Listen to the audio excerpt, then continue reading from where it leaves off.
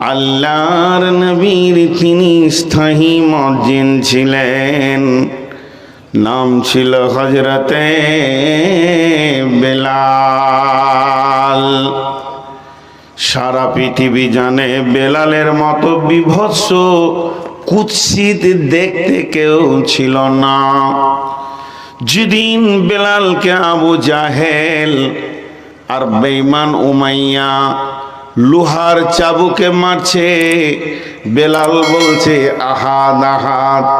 বিশ্বনবী দেখলেন, নবীজির চোখে অশ্রু সিক্ত হলো, তিনি কাঁদলেন মসজিদে নববীতে, আর বলে ফেললেন বেলালের নির্যাতন আর সহ্য হচ্ছে না। বেলাল কত ট্যালেন্টেড, বেলালের রেজাল্ট কত, মাধ্যমিক আর উচ্চ মাধ্যমিকের ক্যান্ডিডেটরা শুনে নাও। বেলালের প্রশ্ন কোশ্চেনটা কত হার্ড ছিল। একটা কোশ্চেন আপনাদের সামনে বলছি।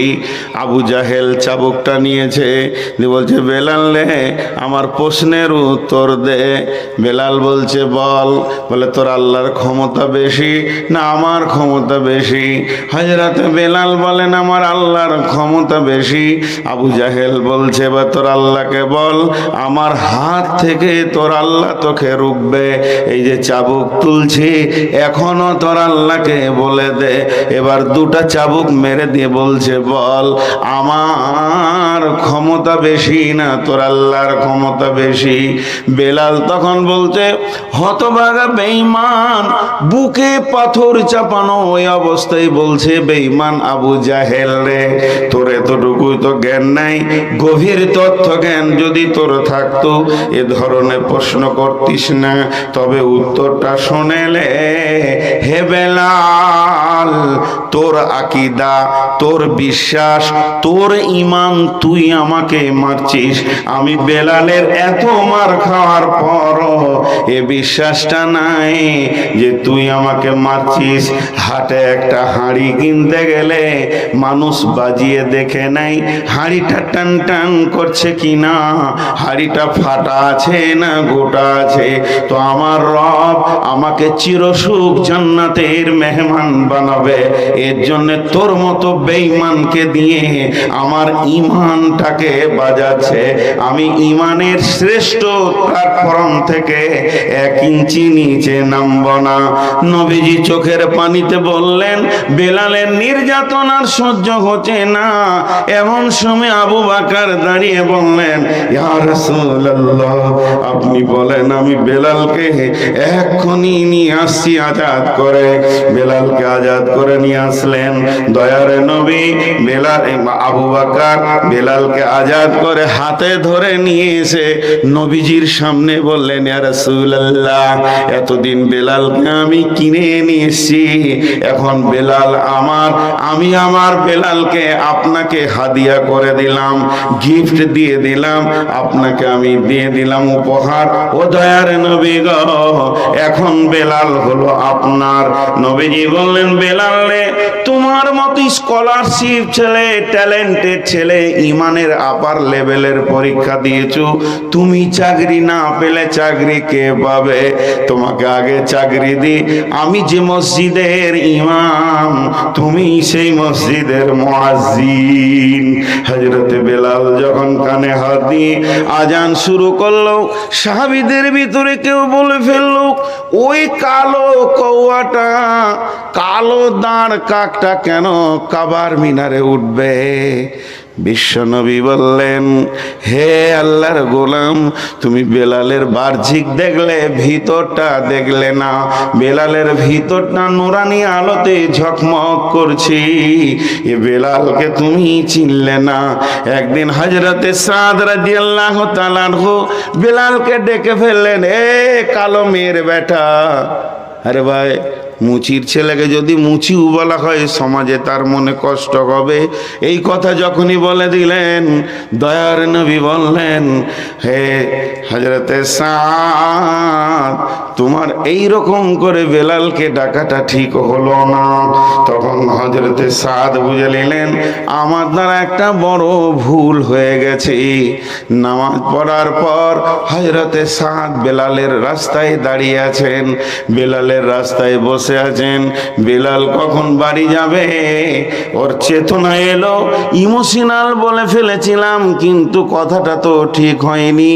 হযরতে সাদ বেলালকে দাঁড় করিয়ে বলছে, ও ভাই বেলাল, আমি শুয়ে যাই আর তুমি তোমার পাটা দিয়ে আমার মুখটাকে লগড়ে দাও। আমি অনেক নোংরা কথা বলে ফেলেছি, এটাই হচ্ছে আমার সাজা। সেই বেলাল বাহ্যিক দেখতে যতই খারাপ হোক না কেন, বেলালের অন্তরটা ছিল একদম নূরানি, নূরের আলো। তাই তো নবীজি বেলালকে বলেছিলেন, বেলাল তুমি কি জানো কিয়ামতের দিন আল্লাহ তোমার সঙ্গে কি ব্যবহার করবে? হযরতে বেলাল খুশিতে বলেছিলেন, ইয়া রাসূলুল্লাহ, ইয়া হাবিবাল্লাহ, ও দয়ার নবী গো, আমার মতো কালোটাকে কি আল্লাহ ভালোবাসেন? আমি যে দেখতে সুন্দর নই।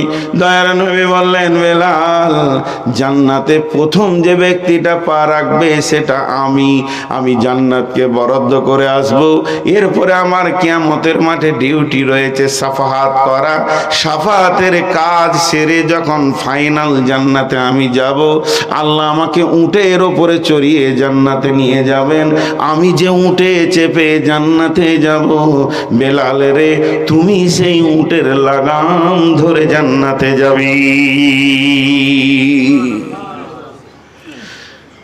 এই পানি ঘটা, এদিকে আয়, জগ আর পানি নিয়ে আয়, চলে আয় সোজা এখানে রাখ। সব কারবালার মতো কেউ মরবে না 2 ঘন্টা পানি না খেলে। চলে আয় সোজা। আপনারা সবর করেন 2টা ঘন্টা, বড় কষ্ট হয়। আর যদি আমার চেয়ার আপনাকে দিই তো বুঝুন, বলে তাহলে তুমি পানি খেয়েছো কেন? আমি পিয়াসে খাই না, 4খানা ট্যাবলেট খেয়ে উঠেছি, অনেক চাপে থাকি ভাই। একটু ধৈর্য ধরেন, দিনের কথা ধৈর্যের মধ্য দিয়ে শুনলেই ভালো হয়। আপনাদেরকে আমি কষ্ট দিলাম, এর জন্য আমি ক্ষমা চাইছি, মাফ চাইছি। তাহলে চরিত্র আলাদা আর দেহ আলাদা। লাহাব মানে জানেন? লাহাব শব্দের অর্থ হচ্ছে অগ্নিশিখা। আগুনটা যখন লতিটা এরকম করে, তো কাঠে যেখানে জলে জলে, তোমরা 3 জন 3 জায়গায় বসো। এই ওই ওই উঠো, তুমি উঠো, ওইদিকে যাও। তোমরা 3 জন 3 জায়গায় বসো, আমার কথা শোনো। উঠো উঠো উঠো উঠো, কোনো লজ্জা করার নেই, উঠো। 3 বন্ধুতে এসেছো? না না, তোমাকে বলি নাই রে বাবা, ওই যে চলে এসো। আচ্ছা তুমি এদিকে যাও, এদিকে যাও, যেতে বলছি রে বাবা, যাও যাও যাও। লাও, ওকে হঠাৎ কেন? আমি যতক্ষণ থেকে বয়ান করছি তোমাদের গল্প বন্ধ হয়নি। হ্যাঁ, চোখের সামনে ডিস্টার্বগুলো করিও না। আল্লাহ হেদায়েত দেবে, আমাকে দেবে, তোমাকেও দেবে। আমি যে হেদায়েতে পূর্ণাঙ্গ হয়ে গেছি তা নয়। কোরআন হাদিস শোনার সময় ধ্যান দিয়ে শুনতে হয়, ধ্যান না থাকলে ঘুমিয়ে যেতে হয়। তো লাহাব অগ্নিশিখা, আবু লাহাব অগ্নিশিখার বাপ, দেখতে অতি সুন্দর, চকচক চকচক চকচক করছে দেহ। তাকালেই মানুষ ওর দিকে তাকিয়েই থাকছে, কিন্তু চরিত্রটা ছিল নোংরা। এত নোংরা ছিল, শেষ পর্যন্ত ওর কাছে কেউ যায়নি, মরলো গা ঘা হয়ে। তোর লাশটাকে তুলে কেউ কাফন দাফন করবে এরকম লোক পায়নি, এরকম লাঠি করে খুঁচে খুঁচে নিজে গর্তে ভরা হয়েছে। এর নাম লাহাব। তো চরিত্র হলো সব থেকে দামি জিনিস। চরিত্র থাকে জীবের নিচে। একটা মানুষকে রাগিয়ে দেন, ন্যাংটা হয়ে যাবে, সঙ্গে সঙ্গে ন্যাংটা হয়ে যাবে, অনর্গল খিস্তি করবে, অনর্গল। জি, বড় বড় শিক্ষিত মানুষকে দেখেছি আমি, মূর্খদের কথা বাদ দেন। মাস্টারকেও দেখেছি, আলেমকেও দেখেছি, হাফেজকেও দেখেছি, তাদের খিস্তিতে ইনশাল্লাহ একটুকু আটকাইছে না, এমন চালিয়ে যাচ্ছে। তো চরিত্র ন্যাংটা হবে। চরিত্র কেমন? চরিত্র কেমন? চরিত্র কেমন এর উত্তর হবে টিউয়ের ভিতরে হাওয়া যেমন। টিউ দেখা যায়, নজেল দেখা যায়, রবার দেখা যায়, কিন্তু হাওয়াটা দেখা যায় না। আর সম্পূর্ণ হাওয়ার ওপরই ডাম্পারটা যাচ্ছে। টিউয়ের ওপরে লয়, টায়ারের ওপরে লয়, টিউ টায়ার হাওয়াকে রেখেছে, দিয়ে ওকে গোলাম বানিয়ে চললো। একটা মানুষের ভিতরে চরিত্র থাকে, কিন্তু ওকে দেখা যাবে না। চোখ, কান, হাত, পা সব দেখা যাবে, চরিত্র দেখার জিনিস নয়। টিউয়ের ভিতরে হাওয়া যেমন। এখন একটা ছোট্ট প্রশ্ন করব, আপনারা ভুল হলেও উত্তর দিয়ে দিয়েন। টিউয়ের ভিতরে হাওয়া থাকে না রাখতে হয়? রাখতে হয়। প্রতি মুহূর্তে হাওয়া খালি একটা লিক খুঁজে, একটা লিক যদি পেয়ে যায় বাস শেষ হয়ে গেল, একদম নিচে বসে গেল। ওকে বলে দিল তুই দেখে লিগা, আমি চলে গেলাম। তো মানুষের ভিতরে চরিত্রকে ওইভাবে রাখতে হয়, অনেক কষ্ট হয়।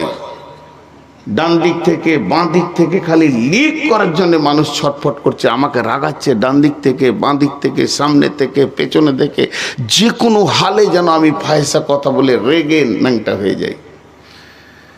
টিউবের ভিতরে হাওয়া যেমন, হাওয়া নিজে থাকে না, জোর করে হাওয়াকে রাখতে হয়। তেমনি হাওয়াকে রাখার জন্য এত ব্যবস্থাপনা যদি থেকে যায়, তাহলে ওই হাওয়াকে দিয়ে অনেক কাজ হবে। তেমনি একটা মানুষের ভিতরে চরিত্রকে হাওয়ার মতো করে রাখতে হয়। আমার টায়ার বানাতে সময় লাগে, টিউব বানাতে সময় লাগে, আবার হাওয়া ভরে নজেল দিয়ে তাকে রেডি করতে অনেক সময় লাগে, কিন্তু যেতে কোনো সময় লাগে না।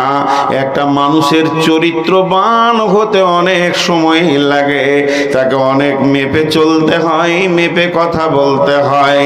সমাজে নিজেকে সুন্দর মানুষ বানাতে গেলে অনেক অনেক ধৈর্যের বিষয় আছে, কিন্তু 70 বছর ধরে চরিত্র বানানো যায়, চরিত্র যেতে 70 সেকেন্ড লাগে না। আমি নূর মোহাম্মদ আপনাদের কাছে ভালো, আমি নূর মোহাম্মদ আপনাদের কাছে বড় মৌলভী, আমি নূর মোহাম্মদ আপনাদের কাছে মুফাসসির। আল্লাহ আমাকে বাংলাদেশ, ভারত অনেকটা জায়গা দিয়ে দিয়েছে, দাপিয়ে ঘুরছি। আপনারা আমাকে সম্মান দিয়েছেন, সম্মানের বিছানা দিয়েছেন, সম্মানের খাওয়া দিয়েছেন। এই প্রধান বক্তার চেয়ারটা সম্মানের আপনারা আমাকে দিয়েছেন। আমার আল্লাহ আপনাদেরকে দিয়ে আমাকে দিয়েছেন। আমি বড় চরিত্রবান মানুষ, ভালো মানুষ, কিন্তু যদি একবার কালকে শুনেলেন নূর মোহাম্মদ অমুকের মেয়ের কাপড় ধরে টেনেছে, কিংবা সুদের কারবারে গোপনে জড়িত আছে, কিংবা গোপন সূত্রে জানি সে গাঁজা মাঝে মাঝে খায়, একটি লিক যদি আপনারা পেয়ে যান, এ চেয়ার থাকবে না, এ সম্মান থাকবে না। মানুষ আমার নাম বললে সে থুতু ফেলবে, ঘৃণা করবে এবং আমাকে মাটির সঙ্গে মিশিয়ে দেবে।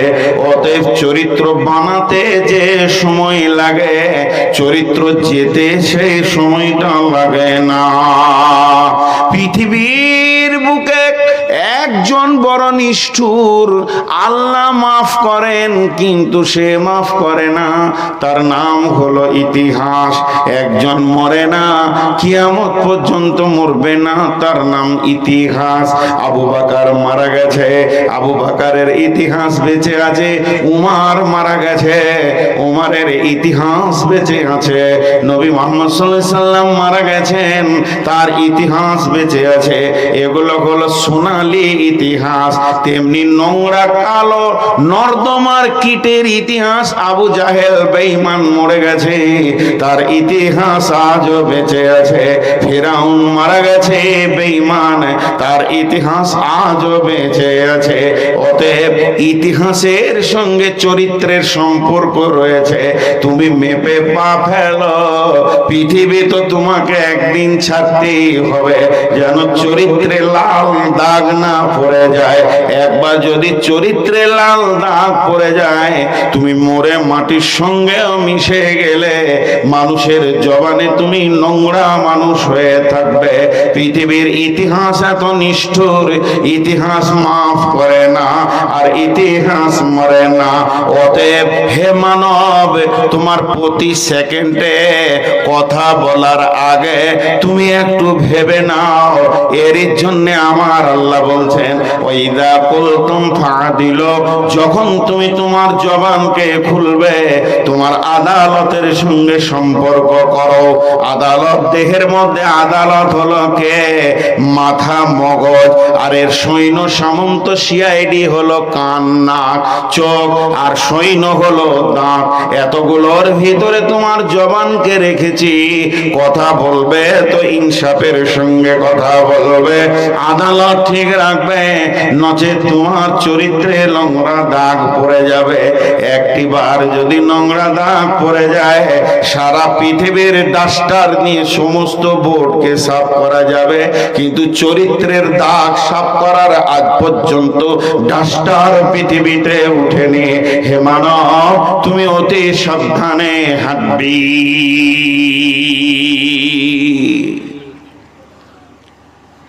অনেক উন্নত কথা হবে। মা বোন, মেয়েটা দেখতে কালো কিন্তু পাগল স্বামী, তার স্বামী তার দিকে পাগল। সব থেকে সুন্দরী মেয়েকে জানেন? হ্যাঁ, সব থেকে সুন্দরী মেয়ে যার দিকে তাকালে তার স্বামীর কলিজা ঠান্ডা হয়ে যায়। স্বামীকে পাগল করে রেখেছে পৃথিবীতে, ওটাই মেয়ে সুন্দরী। আর বাহ্যিক চেহারা দেখতে এত সুন্দর, সুন্দর চোখ, কান, চামড়ার চিকন কত সুন্দর, গালের চিকন কত সুন্দর, কিন্তু 5 গ্রামে বাসে উঠে বহরমপুর পর্যন্ত আর বন্ধুর শেষ নেই। জি, বন্ধুর শেষ নাই। সমস্ত দোকানদার ওকে চিনে। জি না, জি না, ওকে শালপাতার মতো লোক ব্যবহার করবে, কিন্তু বৌমা বানাবে না। আমি এটা দেখতে কালো, কিন্তু আল্লাহর সঙ্গে সম্পর্ক আছে। চরিত্রে যে কত মূল্য, খালি চরিত্র শব্দটা নিয়ে বলতে থাকলে অনেক সময় লাগবে। এখন আমি যেটা আপনাদের হাতে ধরেছি, এইটার দিকে একবার তাকান। এটা হলো মহাসত্য। শুধু সত্য নয়, মহাসত্য, সত্যের আকবার, সিদ্দিকে আকবার। এর ওপরে আর সত্য বলে কিছু নাই। আল্লাহর কালাম মহাসত্য। একবার তাকান আপনারা, আমি জিজ্ঞেস করব এটা কি, আপনারা বলবেন মহাসত্য। এখনকার মতো এইটা বলবেন।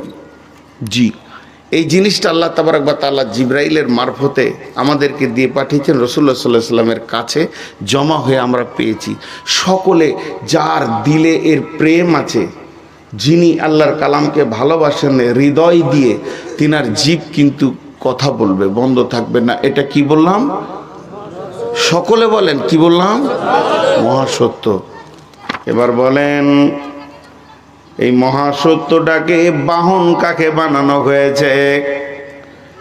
যাকে বানানো হয়েছে তার নাম হলো ফেরেশতার মধ্যে জিবরাইল আমিন, মানুষের মধ্যে নবী মুহাম্মদুর রাসূলুল্লাহ সাল্লাল্লাহু আলাইহি ওয়াসাল্লাম।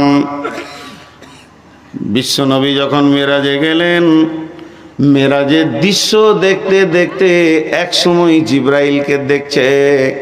জিবরাইল তো সঙ্গী রয়েছেন, কিন্তু একটা সময় জিবরাইলকে দেখছে একটা ঘরের কোণে জড়সড় হয়ে ছিঁড়া কম্বল গায়ে দিয়ে থরথর থরথর থরথর করে কাঁপছি। এই এই এই, তোর ভয় আছে? হ্যাঁ, আস্তে করে আসবি, সুসুর করে বসবি, ভয়ে ভয়ে কথা বলবি। তোকে তো মনে হচ্ছে ডন, আমাকে মারবি নাকি? ভয় লাগছে তো। হ্যাঁ, বেয়াদব ছেলে। এদিকে তাকান, জিবরাইল আমিন থরথর করে কাঁপছেন, ছিঁড়া কম্বলটা গায়ে দিয়ে। বিশ্বনবী বললেন, জিবরাইল তোমার অবস্থা কেন এমন? জিবরাইল উত্তরে বলছেন, নবীজি গো, মহাসত্যটা আল্লাহ আমাকে মাধ্যম দিয়ে আপনার কাছে পাঠিয়েছেন। আমার এখন জাহান্নাম দেখে ভয় হচ্ছে, না জানি আমি মহাসত্যটা যেমন আল্লাহ দিয়েছেন তেমন তেমন আপনার কাছে পৌঁছাতে পেরেছি কিনা। জি, না কোথাও কম হয়ে গেছে, না কোথাও কম থেকে গেছে, না কোথাও একটু বাদ পড়ে গেছে। এর জন্য আমি জিবরাইলকে কিয়ামতের মাঠে জবাব লাগবে কিনা এই নিয়ে আমি চিন্তিত আছি। ও দয়ার নবী গো, বিশ্ব নবীকে এই মহান সত্যটা দেওয়া হলো। আল্লাহর নবী হাজ্জাতুল বিদাতে যেদিন পৃথিবী থেকে বিদায় নেবেন তার আগে যে বক্তব্যটা রাখলেন, এইভাবে বললেন, হে লোক সকল, তোমরা একবার সাক্ষী থাকো আমি মহাসত্যটা তোমাদের কাছে পৌঁছাতে পেরেছি কিনা, আমি মহাসত্যটা তোমাদেরকে দিতে পেরেছি কিনা। দয়ার নবী যখন এই কথা বললেন তখন সমস্ত জনসমুদ্র উপস্থিতি যারা ছিল তারা বলল, ইয়া রাসূলুল্লাহ, আপনি শুধু পৌঁছিয়ে দেননি, প্র্যাকটিক্যাল করে দেখিয়ে দিয়েছেন।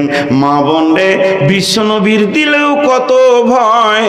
বিশ্বনবী ওপর দিকে আঙুল তুলে বলছে, হে আমার বেটি কুল শুনেন, আল্লাহুম্মা শাহাদা, আল্লাহুম্মা শাহাদা, আল্লাহুম্মা শাহাদা। এ আল্লাহ তুমি সাক্ষী থাকো, তুমি সাক্ষী থাকো, তোমার দেওয়া নিয়ামত আমি এতটুকু বেঈমানি করিনি।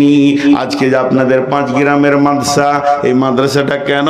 এটা আড্ডা দেওয়ার জন্য নয়, এটা বটুখানা নয়, এখানে গল্প চায়ের আড্ডা হয় না। এতগুলো কমিটির লোক এবং শিক্ষক, এদের একটাই উদ্দেশ্য, মহাসত্য প্রজননকে পৌঁছে দিব। এটাই তো এত টাকা, এত খরচা, এত দরাদরি, এত লাফালাফি, এত লোকের দরজায় দরজায় গিয়ে ভিক্ষা, তার একটাই কারণ, মহাসত্যকে প্রজন্মের কাছে পৌঁছাবো। এর জন্য প্রস্তুতি নিয়েছে 5 গ্রামের লোক, এইভাবে নিয়েছে পাথরডাঙ্গা, হাজবিডাঙ্গা, এইভাবে নিয়েছে ভগলদিঘি, লোহাপুর। সারা বিশ্বে আল্লাহর ফুলের বাগান অনেকগুলি তৈরি হয়ে গেছে। অতএব এটাই হলো রসুলের চরিত্র। আল্লাহ তাবারাক ওয়া তাআলা বললেন, ওয়া ইন্নাকা লাআলা খুলুকিন আযীম। আম্মা জান আয়েশাকে প্রশ্ন করা হলো, রে আয়েশা, বিশ্ব নবীর চরিত্র সম্পর্কে তুমি বলো। একটা মানুষের চরিত্র নিখুঁত কে বলতে পারবে?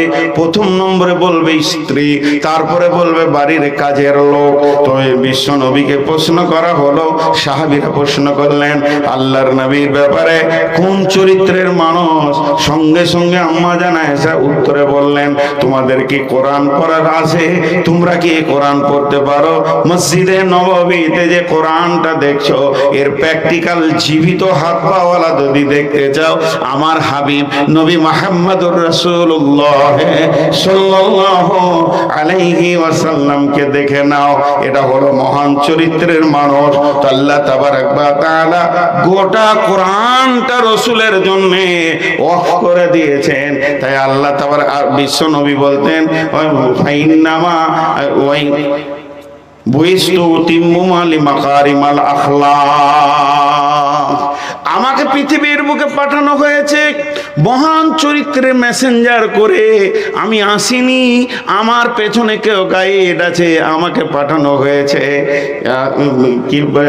মুতিম্মুমা লিমাকারিমাল আখলাক। সারা পৃথিবীতে চরিত্রবান মানুষ বানানোর জন্য পাঠানো হয়েছে।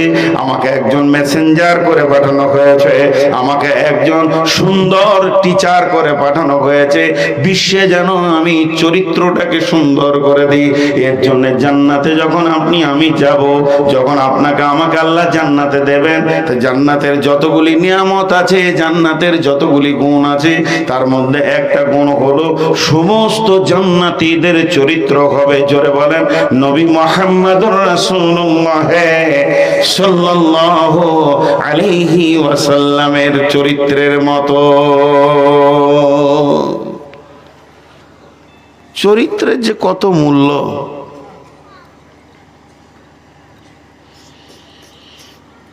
হাজি কটে 12টায় শেষ তো নাকি? হ্যাঁ, আমি কাকে পানি খেতে দিলাম না, আমি নিজে খেয়েছি, রাগ করি না ভাই, আমার জিভ আটকে যাবে না এলে। দেখেন ইমাম বুখারী রহমতুল্লাহ আলাইহি একটা কথা বলি, আলাইহি রাহমার একটা কথা। ছোট বয়সে আল্লাহ তাবারক ওয়া তাআলা ওনাকে ইমাম বানিয়েছিলেন। এগুলো ব্রেন লয়, এগুলো আল্লাহর কুদরত।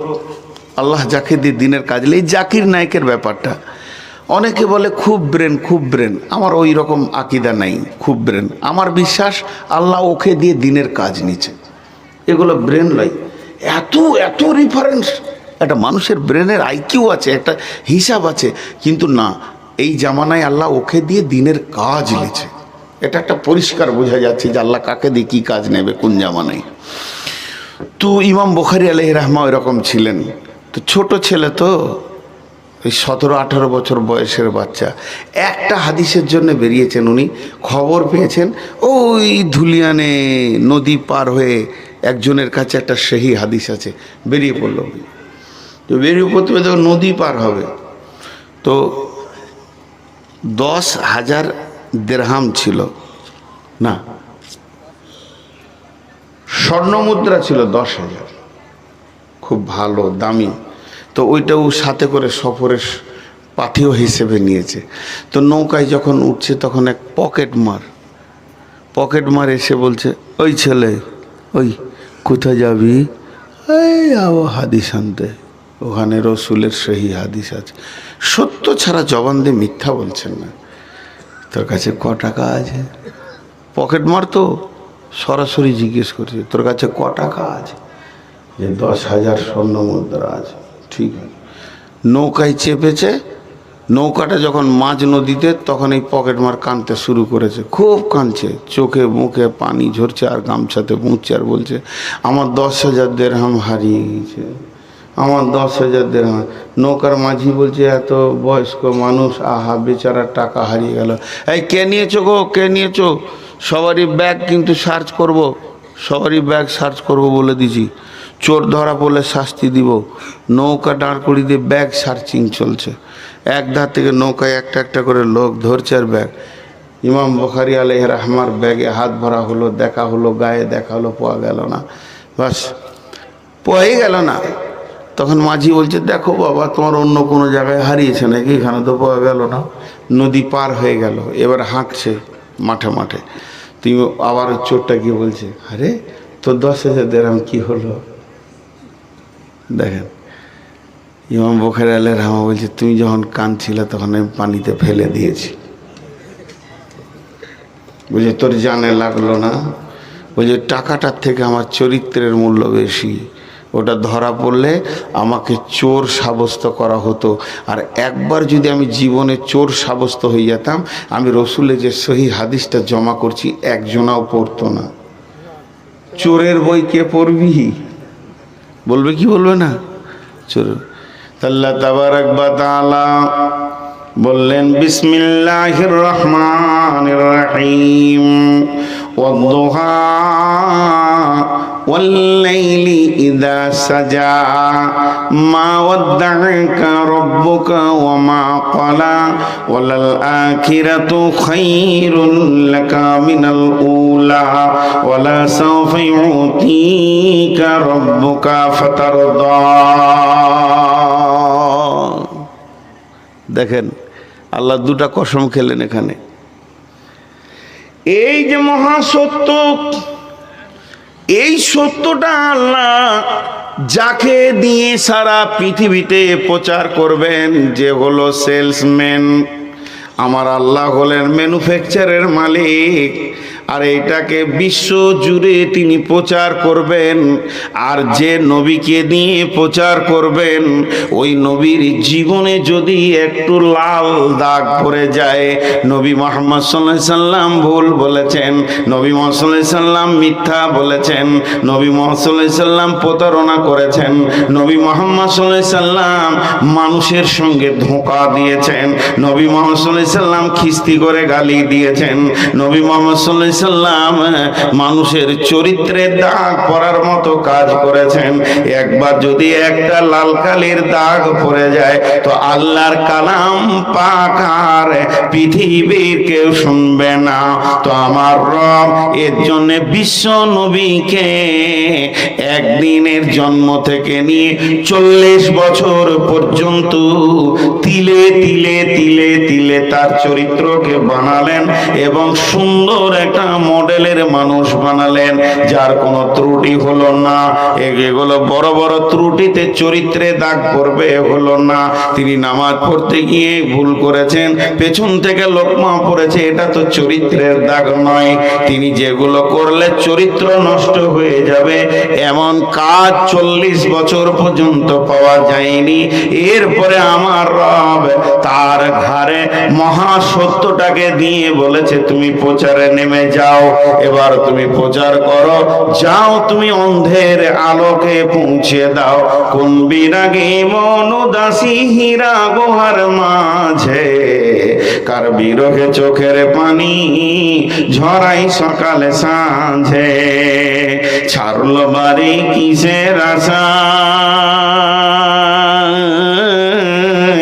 বাঁধল বাসা হীরা গুহায়, কার বিরহে আকুল আশা অন্তরে তার বাজে, কোন বিরাগী মন উদাসী হীরা গুহার মাঝে, কি সাধনাই মগ্ন হলো, কার বা প্রেমে মন মজিল, কার বা প্রেমের আকুল আশা অন্তরে তার বাজে, কোন বিরাগী মন উদাসী হীরা গুহার মাঝে।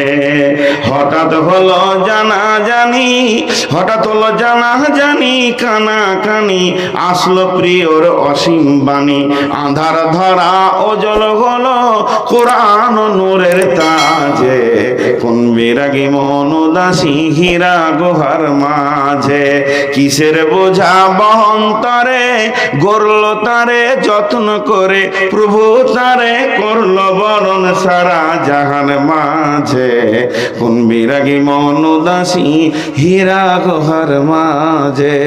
বিশ্বনবীকে আল্লাহ বানালেন, সুন্দর চরিত্রের বানালেন, মহান চরিত্রের অধিকারী করলেন, তারপরে মহান দায়িত্ব দিলেন।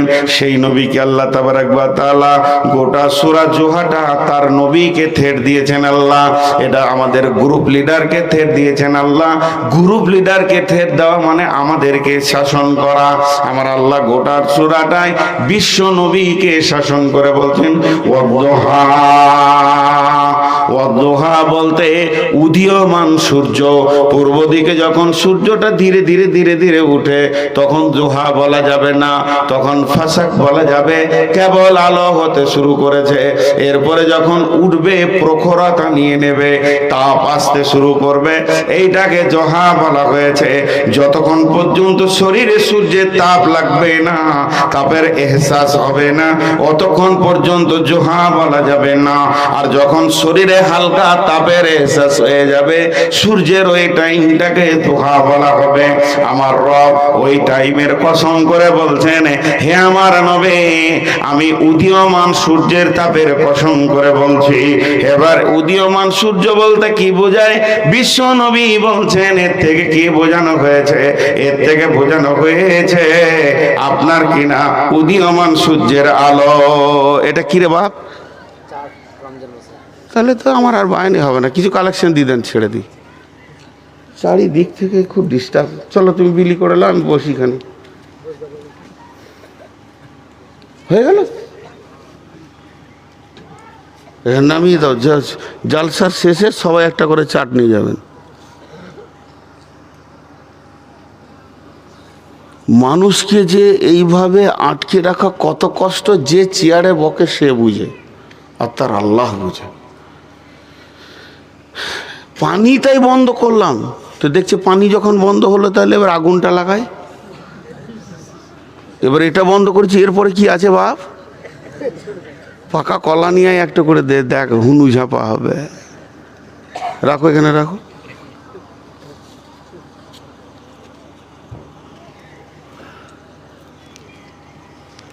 এইটা নিয়ে তুমি দাঁড়াবে ওইখানে, যখন বাইন শেষ হবে ও ওইখানে দাঁড়াবে, যে যে যাবে একটা করে দিয়ে দেবে। এবার এটা নানা রকম তফসির, মাথাটা কেটে গেল। খুব কষ্ট হয় ভাই, আপনারা রাগ করিয়েন না আমার উপরে, কষ্ট হয়। কি বলছিলাম, চলে গেলাম। অদ্দোহা, উদীয়মান সূর্য। এবার উদীয়মান সূর্যটাকে 7খানা তফসির করা হয়েছে, একটা নয় দুটা নয়, এখন নাম্বার ধরি নাই। যদি নাম্বার ধরতাম তা গোলমাল লেগে যেত, যা কারিশমা শুরু হয়েছিল। 1 নম্বর একজন বলছেন উদীয়মান সূর্য বলতে রসুলের চেহারা বলা হয়েছে। জি না, এটা ভুল, এটা জয়ীফ। তবে এটা বলা হয়েছে রসুলের যৌবনকালকে বলা হয়েছে, কারণ তখন রসুল তরতাজা উদীয়মান চলছে। বিশ্ব নবীকে বলছে, তোমাকে আমি জোহার কসম দিলাম, উদীয়মান সূর্যের কসম দিলাম, হে নবী মুহাম্মদ সাল্লাল্লাহু আলাইহি সাল্লাম, তোমার ভিতরে এখন যৌন তরঙ্গ উতল পাতল করছে, খবরদার তুমি হুঁশিয়ার হয়ে যাও। কেউ বলেছে জি না, উদীয়মান সূর্য বলতে কোরআনকে বোঝানো হয়েছে, উদীয়মান সূর্য বলতে আর কাউকে বোঝানো হয়েছে। এইভাবে একটা নয় দুটা নয়, 7খানা তফসির আনা হয়েছে। অতএব শুনে নাও, পূর্ব দিকে যখন সূর্য উঠে তখন কসম, উদীয়মান সূর্য, উদীয়মান যুবকের কথা বলা হয়েছে। মানুষের চরিত্র 3 বছর 4 বছর 6 বছর 10 বছরে নষ্ট হয় না, 12 বছরে নষ্ট হয় না, 14 বছরও মানুষ নষ্টের দিকে যেতে চায় না। এরপর এখন কিয়ামতের কাছিয়ে গেছে দিন, আয়ু কমে গেছে, এর জন্য 14 বছরের চরিতার্থের দিকে চলে যাচ্ছে। কিন্তু উদীয়মান সূর্যকে কন্ট্রোল করার কথা কেন আল্লাহর কসম খেলেন উদীয়মান সূর্য? তার মানে সারা বিশ্ব যুবকদেরকে বলছে, হে যুবকের দল, এখন তোমার ভিতরে যেমন সূর্যের তাপ তোমার গায়ে লেগেছে, তেমনি তোমার গায়ে যৌন তরঙ্গ এসে পৌঁছে গেছে। এই অবস্থায় তোমার ব্রেককে তুমি মজবুত করো। যদি তোমার ব্রেক না মজবুত হয়, তাহলে তোমার চরিত্রে যদি একবার লাল দাগ লেগে যায়, তাহলে তুমি সারা জীবনের মতো কলঙ্কিত হয়ে গেলে। যত যুবক আমরা বসে আছি, সব যেন উদীয়মান সূর্য রয়েছে। হে উদীয়মান সূর্যের দল, তোমাদের গায়ে এখন তাপ এসে গেছে।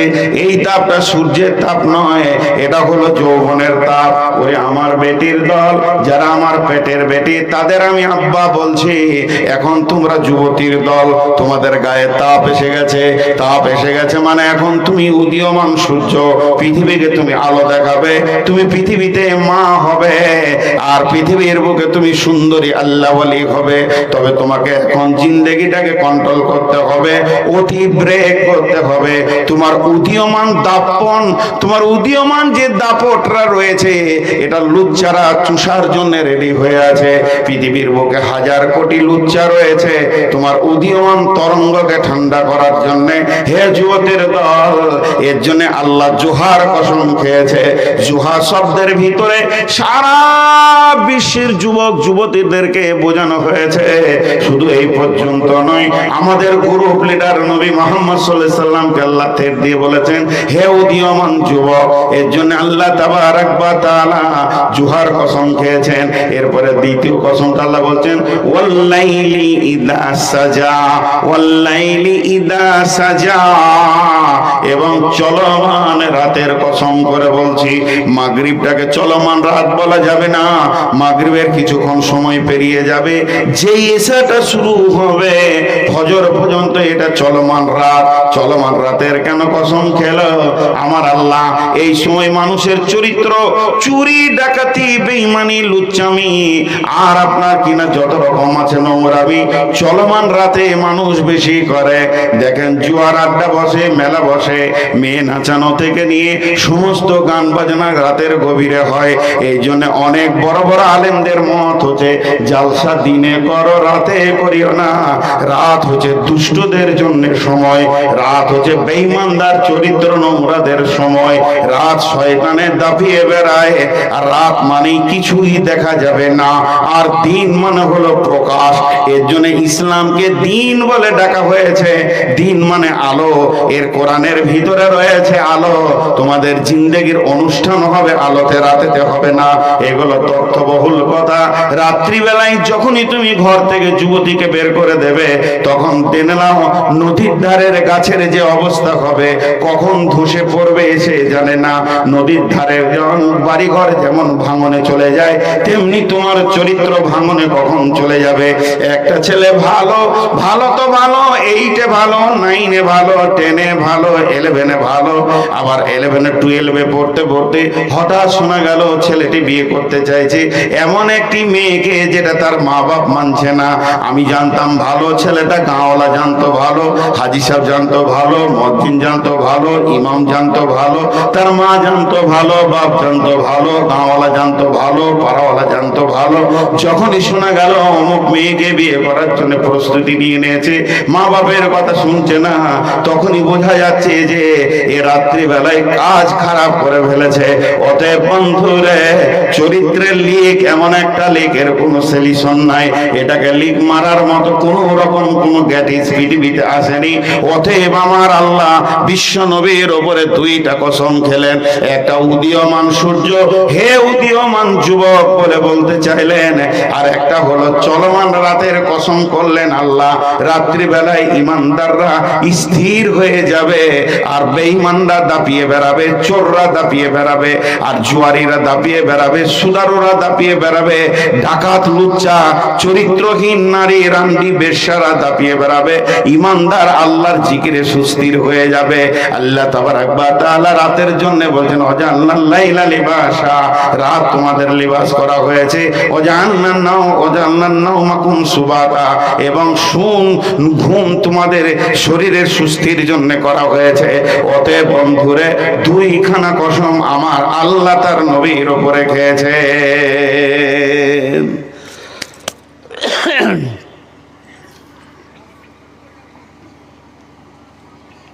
কমিটি কিছুই বলছে না যে কতক্ষণ চালাইতে হবে, খালি চুপ করে বসে আছে। ও, আমার ধৈর্য নেই।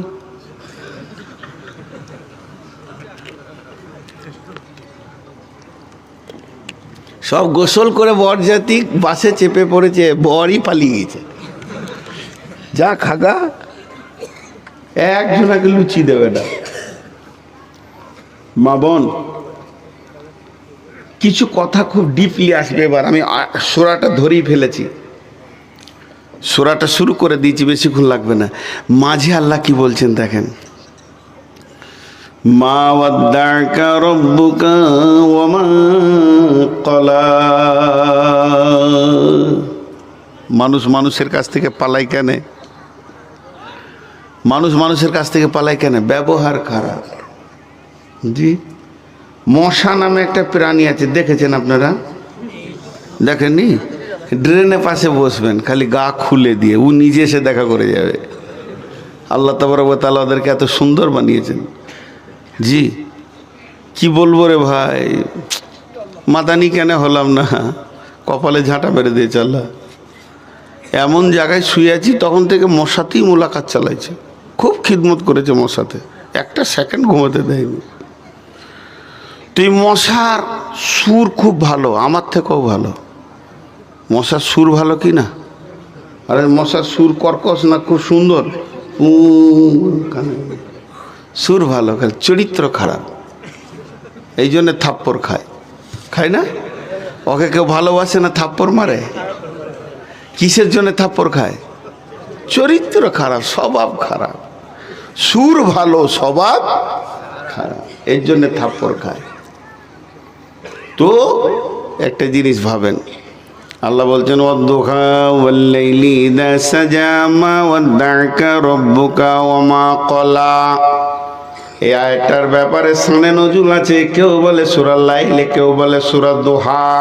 শানে নজুলটা হলো বিশ্ব নবীর কয়েকদিন ওহী বন্ধ হয়ে গেছিল, আর কাফের বেঈমানেরা জিবরাইল আমিনকে বলতো শয়তান, আর রসুলকে বলতো তোর কাছে যে শয়তানটা আছে সেটা কই। কয়েকদিন যখন ওহী বন্ধ হয়ে গেল, আল্লাহর নবী অনেক চিন্তিত হয়ে শুয়ে গেলেন। তাহলে কি আল্লাহ আমাকে ছেড়ে দিয়েছে, নিশ্চয়ই আমার ব্যবহারে ত্রুটি হয়েছে। হে ভাই, তুমি অমুকের সাথ ছেড়ে দিলে কেন? আপনি বলবেন সবই ঠিক আছে, ব্যবহার খারাপ, সবই ঠিক আছে, চরিত্র খারাপ।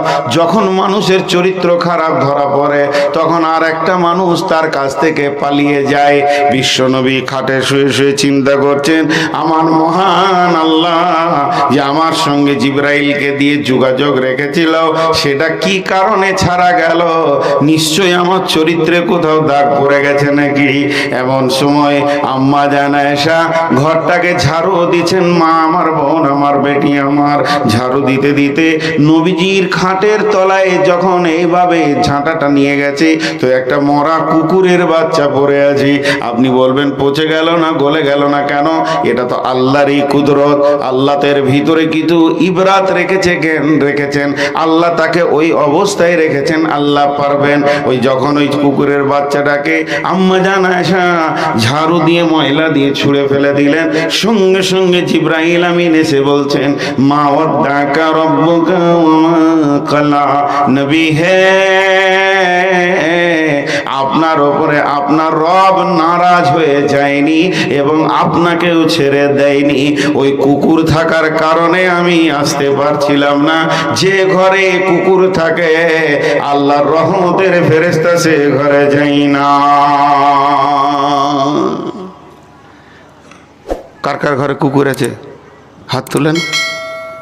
মাশাআল্লাহ, কুকুর পুষেছেন নাকি?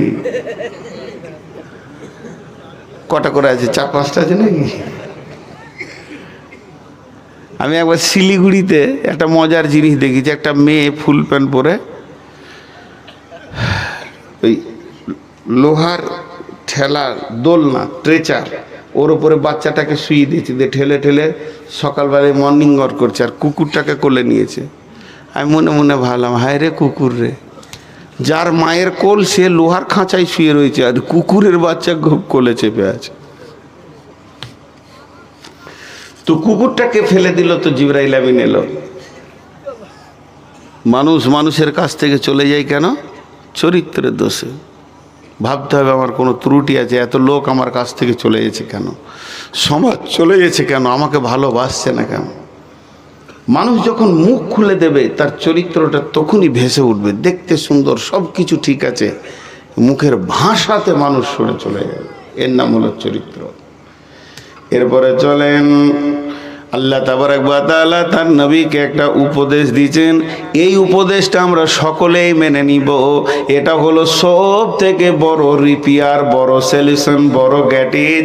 যদি চরিত্র ঠিক রাখতে হয়, এই জায়গাটা ঠিক রাখতে হবে। সেটাকে ওয়ালাল আখিরাতু খায়রুল লাকা মিনাল উলা। নবী হে, আপনার আখেরাতটা দুনিয়া থেকে অনেক বেশি দামি। নবী হে, আপনার আখেরাতটা দুনিয়ার থেকে বেশি দামি। ও মা, ওরে আমার বেটি, ওরে আমার খালা, ওরে আমার বোন, একবার শুনেলেন আমাদের নবীকে আল্লাহ যখন বলেছেন, তো এখনকার জন্য আমরা নিজেদের জন্য এটা মনে করে নি, মা ওয়াদ্দাকা রব্বুকা ওয়া মা ক্বালা ওয়ালাল আখিরাতু খায়রুল লাকা মিনাল উলা। তার মানে আমার আল্লাহ বলছে, হে পাঁচ গ্রাম জালসার মানুষেরা শুনে এলে, তোদের পৃথিবীর পার্থিব মাল থেকে আখেরাত অনেক গুণে ভালো সাজানো আছে। অতএব যখন মানুষ আখেরাত মুখী হয়ে যাবে, অন্তত তার চরিত্রে স্যালুশন আর গ্যাটিজ পড়ে যাবে। আর যারা দুনিয়ামুখী মানুষ হবে, এদের চরিত্র নষ্ট হতেই থাকবে। কারণ দুনিয়ার লস হলেই তখন এদের বিকার ধরবে এবং চরিত্র নষ্ট হবে। আর যখন মানুষ আখেরাতের দিকে লক্ষ্য করে চলবে, আল্লাহর দিকে লক্ষ্য করে চলবে, আখেরাতের লস মেনে নিতে পারবে না, তার চরিত্র কোনোদিন নষ্ট হবে না।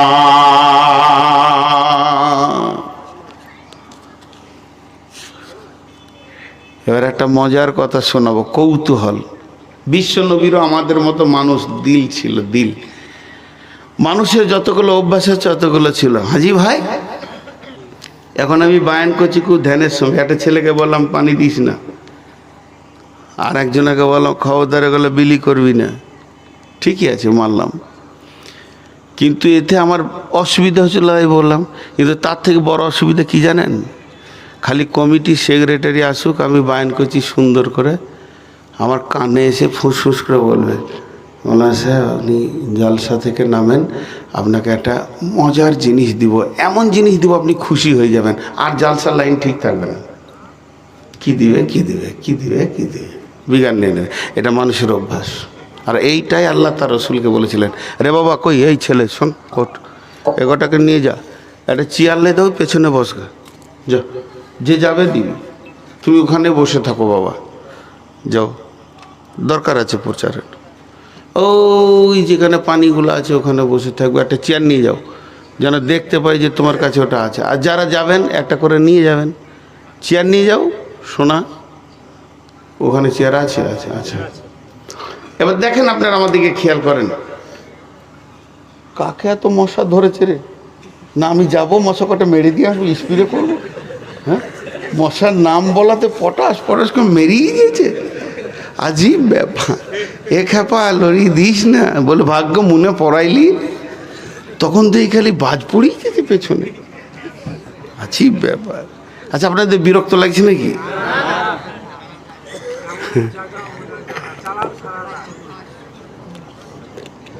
ভাইরে ভাইরে 10 অক্টোবর থেকে 3 দিন ফাঁকা ছিল, 3 দিন না 5 দিন, কতগুলো রাত জাগলাম। বিসমিল্লাহির রহমানির রহিম, ওয়ালা সাওফা ইউতিকা রাব্বুকা ফাতারদা, ওয়ালা সাওফা ইউতিকা রাব্বুকা ফাতারদা। আরেকবার বলছি, ওয়ালা সাওফা ইউতিকা রাব্বুকা ফাতারদা। জিবরাইল বলছেন, নবী হে আমার আল্লাহ তোমাকে অতি সত্বর এমন একটা জিনিস দেবে, তুমি খুশি হয়ে যাবে। কি দেবে এটা বললে না, এবার বলেন কৌতূহল বাড়বে কি বাড়বে না? আরে হ্যাঁ না বলে না, ভিতরটা উতল পাতল করবে কি করবে না? কি দিবে কি দিবে কি দিবে, তো এই জায়গাটা খালি একটু খেয়াল করেন, অতি সত্বর তুমি খুশি হয়ে যাবে। আমি যদি কি দিয়েছে কি দেয়নি এটা আমিও পেন্ডিং রেখে দিলাম, এখন আপনারা চুপ থাকবেন। এটা যদি আমি বলতে ভুলে যাই তো অন্তত আপনারা মনে পড়িয়ে দেবেন রসুলকে কি দেওয়া হয়েছিল, ওইটা আমি আপনাদেরকে বলবো। অনেক তফসিরে খুঁজে সেটাকে পাওয়া গেছে যে আল্লাহ দিব বলেছে, দিল কি দিল না এই বিষয়টা শেষে বলবো। এখন রসুলের ভিতরে কৌতূহল উঠে গেল। জি ভাই, কখনো কখনো ছোট ছেলেকে কাজ করাই টাকা দিয়ে, করায় কি করায় না? হ্যাঁ, আমার ভাইপো আছে, আমার ভাগনা আছে আমার গ্রামে, তো আমার ভাইপো ভাগনাদেরকে আমি কাজ করাচ্ছি পয়সা দিয়ে। ছোট ছেলে, 10 টাকা দিব, দৌড়বেও। জি, আপনাদের মসজিদের ইমাম আমার ভাগ্নে, নিজের ভাগ্নে। তো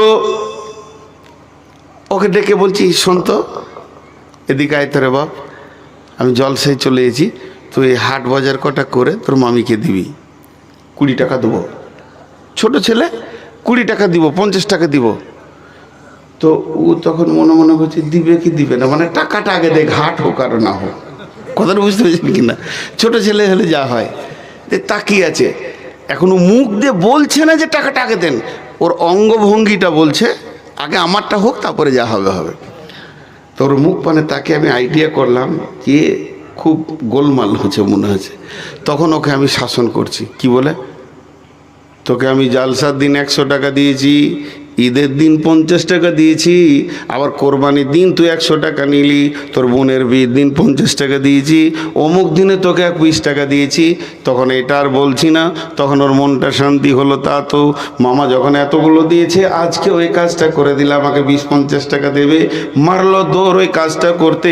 তো আমার আল্লাহ যখনই বললেন ওয়ালা সাওফা ইউতিকা রাব্বুকা ফাতারদা, নবী হে তোমাকে অতি সত্বর এমন জিনিস আমি দিব, তুমি রাজি হয়ে যাবে। কিন্তু জিনিসটা কি বলছে না। রসুলের ভিতরে কৌতূহলের জোয়ার ভাটার শুরু হয়ে গেল, কি দেবে কি দেবে কি দেবে কি দেবে। যখনই শুরু হয়ে গেল, সঙ্গে সঙ্গে আমার আল্লাহ বুঝে নিয়েছেন যে আমার রসুলের দিলের ভিতরে জোয়ার ভাটা চলছে। এবার আমার আল্লাহ রসুলকে থেট দিতে শুরু করলেন। আলাম ইয়াজিদিকা ইয়াতীমান ফাআওয়া ওয়া ওয়াজাদাকা দাল্লান ফাহাদা ওয়া ওয়াজাদাকা আইলান ফাআগনা। তুমি এতিম ছিলে, আমি তোমাকে জায়গা দিয়েছি। তুমি গুমরা ছিলে, আমি তোমাকে হেদায়েত দিয়েছি। এবং তুমি নিঃস্ব ছিলে, তোমাকে আমি মালে মাল দিয়েছি। তিনখানা কথা বললেন, তিনখানা কথা বললেন। এক নম্বরে বললেন আলাম ইয়াজিদিকা ইয়াতীমান ফাআওয়া। নবী তুমি ভেবে দেখো, তুমি কি এতিম ছিলে না? আমি কি তোমাকে এমন একটা জায়গা দিলাম যেখানে তোমার এতিমের দরদ ব্যথা সব তুমি ভুলে গেছো। শুধু তাই নয়, ওয়াজাদাকা আইলান ফাগনা ওয়াজাদাকা দাল্লান ফাহাদা। হে নবী, তুমি গোমরা ছিলে। খুব ভালো করে শুনে নেন, আল্লাহ তাবারাক ওয়া তাআলা তার নবীকে বলছে, তুমি যে একদম নবী ছিলে জন্ম থেকে তা নয়, তুমি গোমরা ছিলে।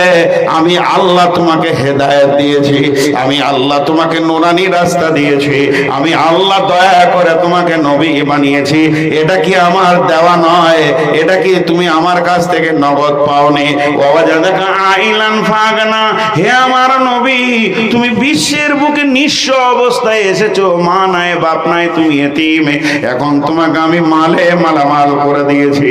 এখনো কি তোমার মনে সন্দেহ হয় আমি আল্লাহ তোমাকে কিছু দিব না? কি মনে হয়? এখনো কিন্তু আল্লাহ বললেন না যে আমি তোমাকে কি দিব, ধুমকি দিয়ে দিলেন। এতিম ছিলেন, জায়গা দিয়েছি। এখন তিনটে তফসির এখানে বলছে। আল্লাহর দান হচ্ছে তিনটে। একটা হচ্ছে আজওয়াজে মুতাহারাত, একটা খাদিজা নিজে একা আজওয়াজে মুতাহারাত, আর আরেকটা হচ্ছে আসহাবে মাজমাইন। জি, এগুলো আল্লাহর দান। এটা একটু তফসির করলে বুঝতে পারবেন। মা বোন, এবার মেয়েদের অনেক কথা আসবে, আপনারা ধ্যান দিয়ে শুনবেন, জেন না হেদায়েতের নূর পাবেন। চরিত্র কাকে বলে দেখেন। বিশ্বনবীকে আল্লাহ বলছেন, হে নবী, তুমি একবার ভেবে দেখো, মাকামে আবুয়ায় যখন তোমার মা মারা যায়, আব্বা তো তুমি মায়ের পেটে তখন মারা গেছে, ওখান থেকে উম্মে আইমান একটা বাঁধি তোমাকে মক্কা মুকাররমায় পৌঁছালো। কিন্তু আবু তালেব সব থেকে কম আযাবে জাহান্নামে থাকবে। আবু তালেব, হে বিশ্বের মুসলমান, আপনারা আবু তালেবকে গালি দিয়েন না, যদিও সে জাহান্নামে যাবে। আবু তালেবের কাছে বিশ্ব মুসলমানদেরকে কৃতজ্ঞতা প্রকাশ করতে হবে। কেন কৃতজ্ঞতা প্রকাশ করবে? সে নিজে বেঈমান, কিন্তু আমাদের নবীকে তিনি মানুষ করেছেন, কত ভালোবাসতেন। আবু তালেবের দুই তিনটে কথা যদি তুলে ধরা যায় তাহলে বোঝা যাবে বিশ্ব নবীকে তিনি কত ভালোবাসতেন। কাবাতে তিনি ঠেস দিয়ে বসে আছেন, আবু তালেবের নিজের সন্তান হযরতে আলী তার জায়গায় বসে আছে। এমন সময় বিশ্ব নবী হেঁটে আসছেন, আর নবীজিকে দেখার পর নিজের সন্তানটাকে মাটিতে নামিয়ে দিয়ে এতিম মুহাম্মদকে কোলে বসিয়েছেন। এর নাম হলো আবু তালেব। বিশ্বনবী খেলার মাঠে গেছেন, শিশুদের সঙ্গে তিনি খেলা করছেন। তিনি শিশুদের সঙ্গে দৌড়ঝাঁপ খেলতে খেলতে সন্ধ্যা হয়ে গেছে। যতগুলি শিশু খেলার মাঠে ছিল তাদের মা আর আব্বা ডাক দিয়েছে, আব্দুর রহমান বাড়ি আয়, আব্দুর রহমান, আবুল কালাম বাড়ি আয়, আব্দুর রহিম বাড়ি আয়। সমস্ত শিশুরা বাড়ি চলে গেছেন, কিন্তু নবী মুহাম্মদ একা দাঁড়িয়ে আছেন। আবু তালেব গিয়ে বলছে, ও বেটা মুহাম্মদ, বাড়ি আয় বাবা, সন্ধ্যা হয়ে গেছে। দৌড়ে এসে বিশ্বনবীর পা দুটে, বিশ্বনবী আবু তালেবের চাচার পা দুটে জড়িয়ে ধরে বলছেন, কেঁদে ওপর দিকে মুখ করে বলছেন, ও চাচা, আমার যতগুলো সাথী ছিল পৃথিবীর বুকে, তাদের আব্বা মা তাদেরকে নিয়ে চলে গেছে। ও বিশ্ব দয়ার নবী, ও আমার চাচা, আপনি বলেন এই পৃথিবীতে কি আমার আব্বা মা বলে কেউ নাই? আবু তালেব কোলে তুলে নিয়ে গালে চুমা দিয়ে বলেছেন, ও বেটা মুহাম্মদ, আল্লাহ আমি আবু তালেবকে তোমার মা বাপ বানিয়েছে। যেদিন বিশ্বনবী রক্তে রঞ্জিত হয়ে তায়েফের ময়দানে বেহুশ হয়ে পড়ে আছেন, সেদিন বিশ্বনবীকে এই কথা বলার মতো কেউ ছিল না, সাহস দেওয়ার মতো। আবু তালেব বলেছিলেন, ও বেটা মুহাম্মদ, তুমি একবার বলো কে তোমাকে মেরেছে, শুধু নামটা বলে দাও, আমি তোমার চাচা কথা দিলাম তার বংশ বুনিয়াদকে আরবের মাটিতে রাখবো না, এখান থেকে উচ্ছেদ করে দিব।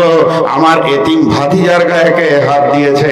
তো আমার আল্লাহ বলছেন, হে মুহাম্মদ, তোর তো মা ছিল না, আব্বা ছিল না, আবু তালেবের হৃদয়টাকে, আবু তালেবের দিলটাকে তোর দিকে এইরকম কে করে দিয়েছিল? এটা আমার দেওয়া উপহার ছিল।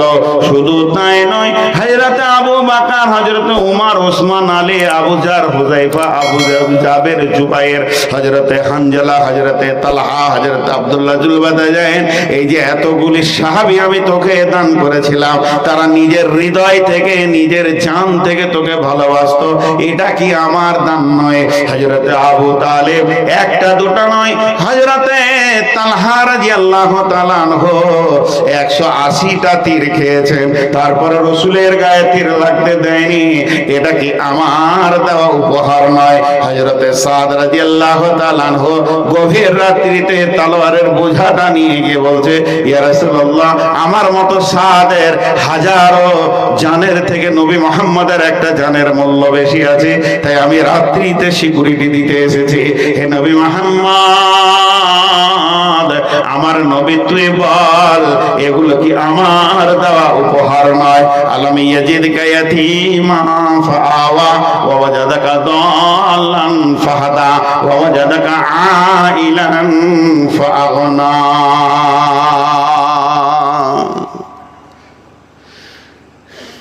যদি কারো ঘর জোর মনে ইচ্ছা হচ্ছে, আমি নূর মোহাম্মদ বলবো, 10টা মিনিট টাইম দেন, দুটি ঘটনা আপনারা শুনে যান। চরিত্র কাকে বলে? মা বোন বেটি একবার ধ্যান দিয়ে শুনেন। আবু তালেব রসুলকে কত ভালোবাসতেন। খালি যার সঙ্গে দেখা হচ্ছে আবু তালেব খালি বলছে, একটা কাজ দেখে দাও গো, একটা বউ দেখে দাও। একটা জিনিস আপনাদের কাছে জমা রেখেছি, মনে আছে? কি বলেন তো? রসুল কি পেয়েছে কি পায়নি সেটা বলবো। আল্লাহ যে দুবো বলেছে মালটা বলবো।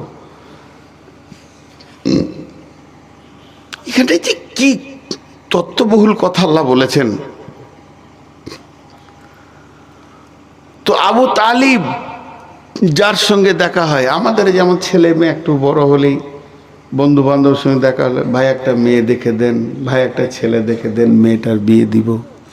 ঠিক আবু তালেব যার সঙ্গে দেখা হয়, একটা কাজ টাজ নাই গো, আমার ভাতিজাটাকে মানুষ করলাম কষ্ট করে, একটা কাজ আর একটা মেয়ে হলেই হয়ে যাবে, বাস আমি দায় খালাস, বিয়েটা দিয়ে দিব আর কাজ টাজ করে খাবে, এবার ওর আল্লাহ আর দুনিয়া চালাবে। একজন বলছে কাজ আছে, একটা মহিলার কাছে কাজ আছে। মহিলাটার নাম হচ্ছে খাদিজা, বড় সম্ভ্রান্ত ফ্যামিলির মেয়ে। ওর একটা স্বামী তালাক দিয়েছে, একটা স্বামী মারা গেছে, আর ওর ব্যবসা, ওর মহাজান, ওর কাছ থেকে আরবের অনেক ছেলে ব্যবসা করে, যা লাভ হয় একটা ভাগাভাগি। তো আপনি যেতে পারেন, আপনি যেতে পারেন। আবু তালেব বলছে, এ বেটা মোহাম্মদ রে, চো বেটা, একটা কাজের খবর পেয়েছি, দেখি তোকে কোনো রকম এখানে কাজে লাগানো যায় কিনা। সিধা খাদিজার বাড়ি গেল। জহুরির মুখে শোনা, বুঝতে পেরেছেন? জহুরির মুখে যদি কেউ তামা সোনা নিয়ে গিয়ে যদি বলে যে ভাই এই তামাটা দেখো, তো বলবে তামা লয় রে খেপা, সোনা। খাদিজা কে ছিলেন? হাফিজা ছিলেন। কিসের? কোরআনের লাই, তওরাতের হাফিজা ছিলেন এবং তর্জমা তফসির সহ হিফ ছিল। আর ওর সামনে নবী মোহাম্মদ পড়ে গেছে, একদম যুবক। বলেন ও কি বুঝবে? তো তৌরাতে পেয়েছে যে একজন নবী আসবে, আখিরি নবী, তার চেহারাটা কেমন হবে, তার চলন কেমন হবে। খাদিজা ওর দিকে খালি তাকিয়ে আছে, এইটাই নাকি রে?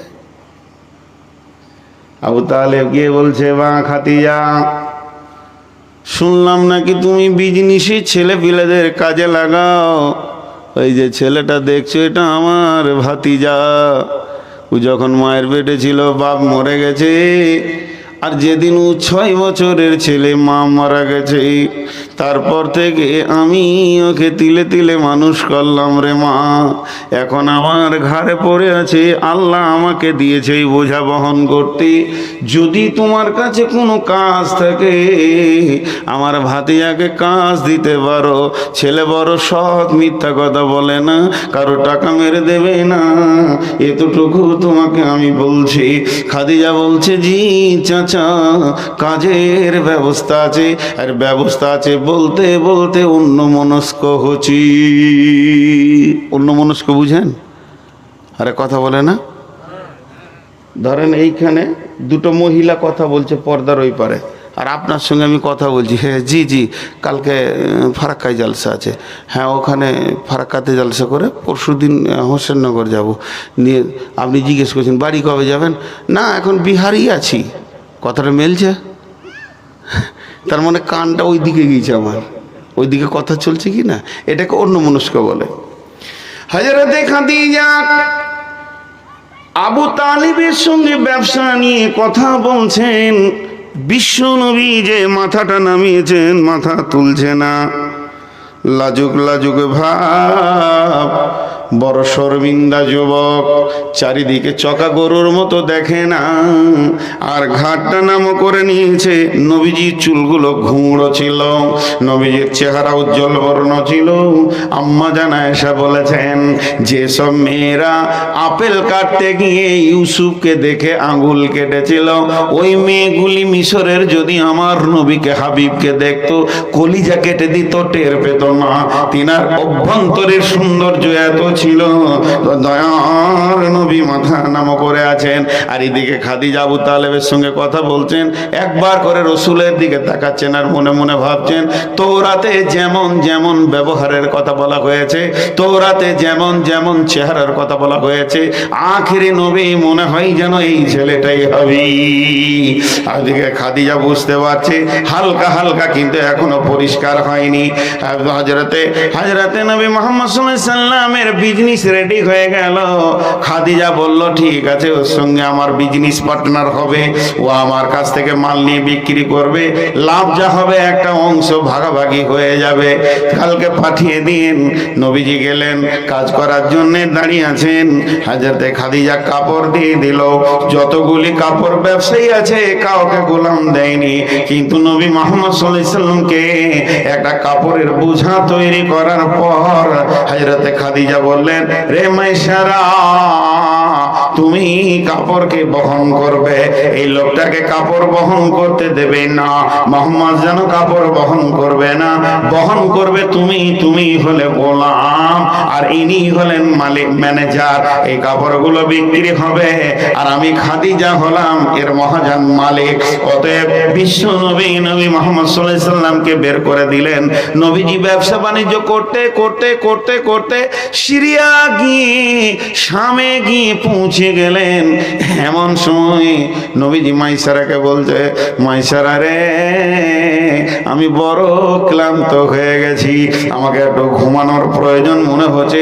ও মাইসারা, কাপড়গুলো এখানে রেখে দাও, আর তুমি বসে বসে কাপড়গুলো যোগানদারি করো, আমাকে একটু রেস্ট নিতে দাও।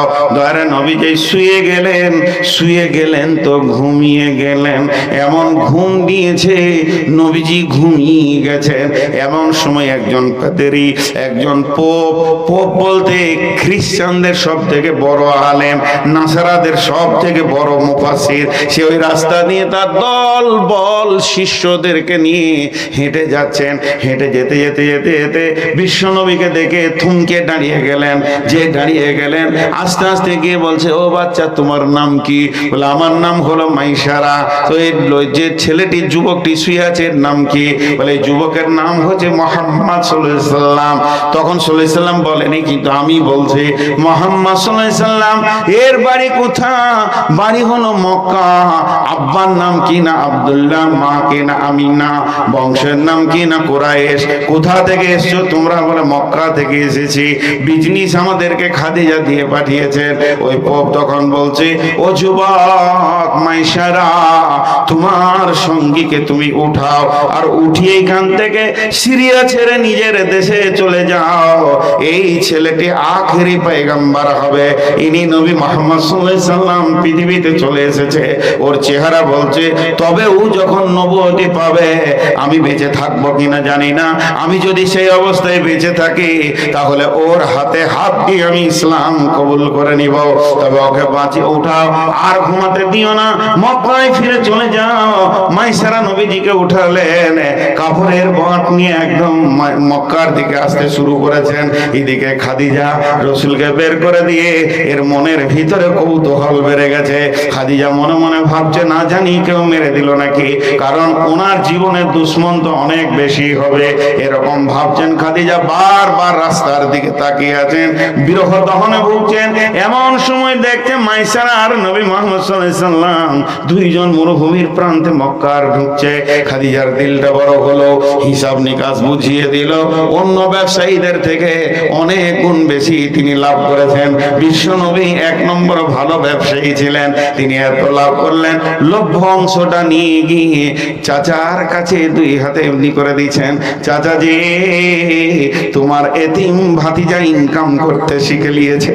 আবু তালেব খুশিতে কেঁদে ফেললেন, চোখের পানি। ভাতিজা রে, কত সুন্দর কাজ তুমি করেছো, খালি এবার একটা বউ যদি পেয়ে যায়, তাহলে আমি আল্লাহ আমাকে আবু তালেবকে রেহাই দিয়ে দেবে। মেরা মোহাম্মদ বাস, বহু সুন্দর কাজ করেছো বাবা, তুমি ইনকাম করতে পেরেছো। আবু তালেবের কলিজাটা বড় হলো, আনন্দে আত্মহারা হয়ে গেলেন। এরপরে নবী বসে আছেন। এমন সময় মাইসারাকে নিয়ে খাদিজা বলছে, মাইসারা রে, যে লোকটার সঙ্গে তোকে আমি পাঠিয়েছিলাম ব্যবসাতে, একটি বার বল, লোকটার ব্যাপারে কিছু কথা আমাকে বল, কোন চরিত্রের লোক? মাইসারা তখন, আমি একটা কথা বলেছি, বাড়ির কাজের লোক বলে দেবে মানুষ কেমন। তখন মাইসারাকে বলছে, মাইসারা বলছে, ও খাদিজা, মালিকিন, আমাদের কাজের মালিক, শোনো, জীবনে বহু লোক দেখেছি, এত সৎ চরিত্রের দামি লোক জীবনে দেখি নেই। দুই নম্বরে হলো, আমি তিনটে কথা বলবো, তিনটে কথা গুনে বলবো, এর মতো দামি লোক আমি জীবনে দেখিনি। দুই নম্বর হলো, যখন আমরা শামে ছিলাম রেস্ট নেওয়ার জন্য, বিশ্ব নবী মুহাম্মদ সাল্লাল্লাহু আলাইহি সাল্লাম ঘুমিয়ে গেলেন, আর আমি বসেছিলাম। একজন পোপ এসে বলল, তাড়াতাড়ি উঠিয়ে মক্কায় নিয়ে চলে যাও, লোকটা আখেরি নবী হবে। খাদিজার যেটা ডাউট ছিল সেটা ক্লিয়ার হয়ে গেল, সমস্ত কিছু ক্লিয়ার হয়ে এবার সূর্যের আলোর মতো প্রকাশ হয়ে গেল। এবার তিন নম্বরটা শোনার জন্য খাদিজার কৌতূহল বেড়ে যাচ্ছে। তখন বলছে, মাইসারা লেট করিস না, তিন নম্বরটা বল। তিন নম্বরটা মাইসারা বললেন, ও মালকিন খাদিজা, যতদিন কাপড়ের বোঝা নিয়ে মরুভূমিতে মাঠে ঘাটে ঘুরেছি, আমি খেয়াল করে দেখেছি আমাদের দুইজনকে যেন একটা মেঘ সব সময় ছায়া করেছে, কোনোদিন রোদের তাপ আমাদেরকে লাগতে দেয়নি। এই তিনটি কথা বলার সঙ্গে সঙ্গে খাদিজা বুঝে নিলেন, আর এখানে কৌতূহল নাই, এখানে সংশয় নাই, সব পরিষ্কার হয়ে গেল, এটা আখেরি পয়গম্বর হবে। তাহলে আমাকে বিয়ে করবে কি কিনা?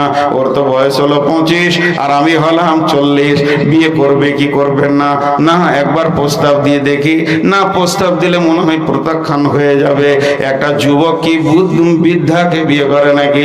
তবে প্রস্তাব দিয়ে দেখা যাক। 5 রকম ভাবতে ভাবতে খাদিজা সম্পর্কে ফুপু কিংবা দাদি নাফিসা নামে একজন মহিলাকে ডেকে বললেন, দাদিজি, আমার বিয়ের প্রস্তাবটা নবী মুহাম্মদ সাল্লাল্লাহু আলাইহি সাল্লামের কাছে, তার চাচার কাছে পৌঁছে দাও। নাফিসা গিয়ে বললেন, ও আবু তালেব, ছেলে তো ইনকাম করতে শিখেছে, বউ নেবে কে বলো? বলে বউ আবার কে? একটা বউ দেখে দাও, দরকার আছে। ভাতিজা এবার ইনকাম করছে তো বউ এর তো দরকার আছে। যখন এই কথা বলা তখন বলছে আমি একটা প্রস্তাব নিয়ে এসেছি খাদিজার তরফ থেকে, স্বয়ং খাদিজা নিজে বিয়ে করতে চেয়েছে। আবু তালেব তো বলছে আর খুশি সহ্য হচ্ছে না, মনে হচ্ছে যেন খুশিতে আনন্দতে চিৎকার হরে কি করে কিছুই তাল পেছি না, এত বড় একটা বড় ঘর থেকে প্রস্তাব এসেছে। তখন আমি মনে মনে ভাবলাম যে আমি এটা একবার ভাতিজাকে জিজ্ঞেস করে নি। বিশ্ব নবীকে ডাকলেন, বেটা মুহাম্মদ। হাসবেন না, মেন্টাল রুগী দেখে যদি হাসেন আর না জানি আল্লাহ কালকে আপনাকে ওই কাজটা করাবে, খবরদার না। পাগলকে ভালোবাসলে আল্লাহ ভালোবাসবে। আপনাদের জানা নাই হাদিস, আপনারা আমার দিকে ধ্যান দেন। ও তো ওর কাজ করছে, মেন্টাল রুগী সহ্য হবে। আপনাদের বিরক্ত লাগছে নাকি? এই প্রস্তাব পেয়ে গেল, বিশ্বনবীকে এবার জিজ্ঞেস করবে। যুবক দয়ার নবীকে ডাকলেন, আবু তালেব, বেটা মুহাম্মদ। মুহাম্মদ সাল্লাল্লাহু আলাইহি সাল্লাম আসলেন, খাটে বসলেন, মাথা নাম করে আছে। কোনোদিন নবীজি মাথা উঁচু করে মুরব্বীদের সামনে বেয়াদবি করতেন না। যেই নবীজি এরকম বসে আছেন, মা আমার, বোন আমার, প্রস্তাবটা দিয়ে দিলেন আবু তালেব। আবু তালেব বললেন, বেটা রে, তোর বিয়ের প্রস্তাব এসেছে বাবা, স্বয়ং খাদিজা তোকে বিয়ে করতে চেয়েছে। বিশ্বনবী হ্যাঁ বললেন না, বিশ্বনবী নাও বললেন না। তবে ইতিহাস বলছে বিশ্বনবী একটু মুচকে হাসলেন। আর যখনই নবীজি মুচকে হাসলেন, আল্লাহর নবীর চাচা নাফিসাকে বললেন, যাও অমুক তারিখে খাদিজাকে রেডি হতে বলো, কয়েকটা লোক গিয়ে আমি আমার ভাতিজার বিয়ে দিয়ে দেব। দিন প্রস্তাব হয়ে গেল, দিন রেডি হয়ে গেল। দয়ার নবীকে দয়ার নবীকে আবু তালেব নিয়ে গেলেন। নিয়ে গিয়ে খাদিজার সঙ্গে আবু তালেব খুতবা পরে বিয়ে পড়িয়ে দিলেন। বিয়ে হয়ে গেল। এতদিন নবীজি ছিলেন কাজের ম্যানেজার, এবার হয়ে গেল বাড়ির লোক, কাজের লোক, মা আমার, বোন আমার। এবার খাদিজা তার সহিলীদেরকে ডাকলেন, ডাকার পরে বললেন, আমাদের একটা বাসর ঘর রেডি করে দাও, আমি নবস্বামীর সঙ্গে আবার নতুন জীবনে বন্ধনে আমি দাম্পত্য জীবনের বন্ধনে এগিয়ে যাব। যখন একটা ঘরকে সুন্দর করে সাজিয়ে দেওয়া হলো, আল্লাহর নবীকে বাড়ির ভিতরে ডাকা হলো। বিশ্বনবী ভিতরে গিয়ে মাথা নাম করে মনকে ভারাক্রান্ত করে বসে আছে। হযরতে খাদিজা আম্মা জান উম্মুল মুমিনিন হাসতে হাসতে রসুলের সামনে আসছেন। আমার একটা স্বামী তো হারিয়েছি, একজন তালাক দিয়েছি, আবার তৃতীয় নম্বরে পড়েছি, না জানি স্বামীর সঙ্গে কত কৌতূহলের কথা, আনন্দ হবে। এই বলে যখনই ঢুকছেন তো নবীজির চেহারাটা দেখছেন, চল দুটি চোখে যেন পানি, গালগুলো ভারী, মাথাটা নাম হয়ে আছে। মেয়েরা তো এমনিতেই কথা বেশি বলে। আম্মা জান খাদিজা দুটি কথা বলে ফেললেন, অতিরিক্ত কথা বলতে গিয়ে বেশি বলে ফেললেন। কি বললেন? ও মুহাম্মদ, তুমি হলে 25 বছরের নবযুবক, আর আমি হলাম 40 বছরের বিধবার বুড়ি। তুমি হলে নববর আর আমি হলাম বিবাহের কন্যা। এর জন্য মনে হয় তুমি আমাকে অন্তর থেকে স্ত্রী বলে মেনে নিতে পারোনি, তারই তোমার মুখে ছাপ হয়েছে।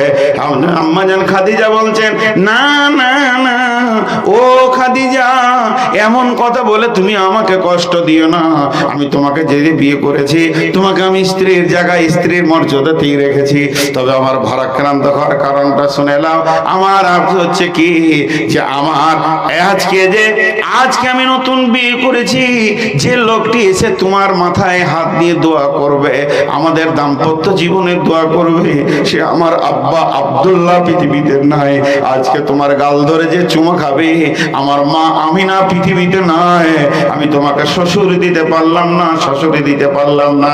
শুধু তাই নয় খাদিজা রে, তুমি রাজ ফ্যামিলির মেয়ে, তুমি জমিদার ফ্যামিলির মেয়ে, তোমাকে হাজার হাজার টাকার, তোমাকে শত শত ভরি সোনা দিয়ে বিয়ে করার জন্যে আরো জমিদারের ছেলেরা রেডি হয়েছিল। আমি তোমার ঘরে কাজ করেছি, সব খবর আমার কাছে আছে। তারপরে তারা রাজপুরুষ ছিল, কি জানি কেন তাদের তুমি তাদের প্রস্তাব প্রত্যাখ্যান করেছো, আর আমার মতো একজন এতিমকে কি করে তুমি বেছে নিতে পারলে? কারণ আমি আজকের দিনে তোমাকে আনন্দ দেব এমন কিছু একটা গলার হার তোমাকে দিতে পারিনি, আংটি দিতে পারিনি, তোমাকে দামি সুসজ্জিত কিছু দিতে পারলাম না। এই জন্য আমি একটা পুরুষ হিসেবে অতি লজ্জায় মাথা নামা করে রয়েছে, চোখের পানিটা আব্বা মার বিয়োগের জন্য রয়েছে।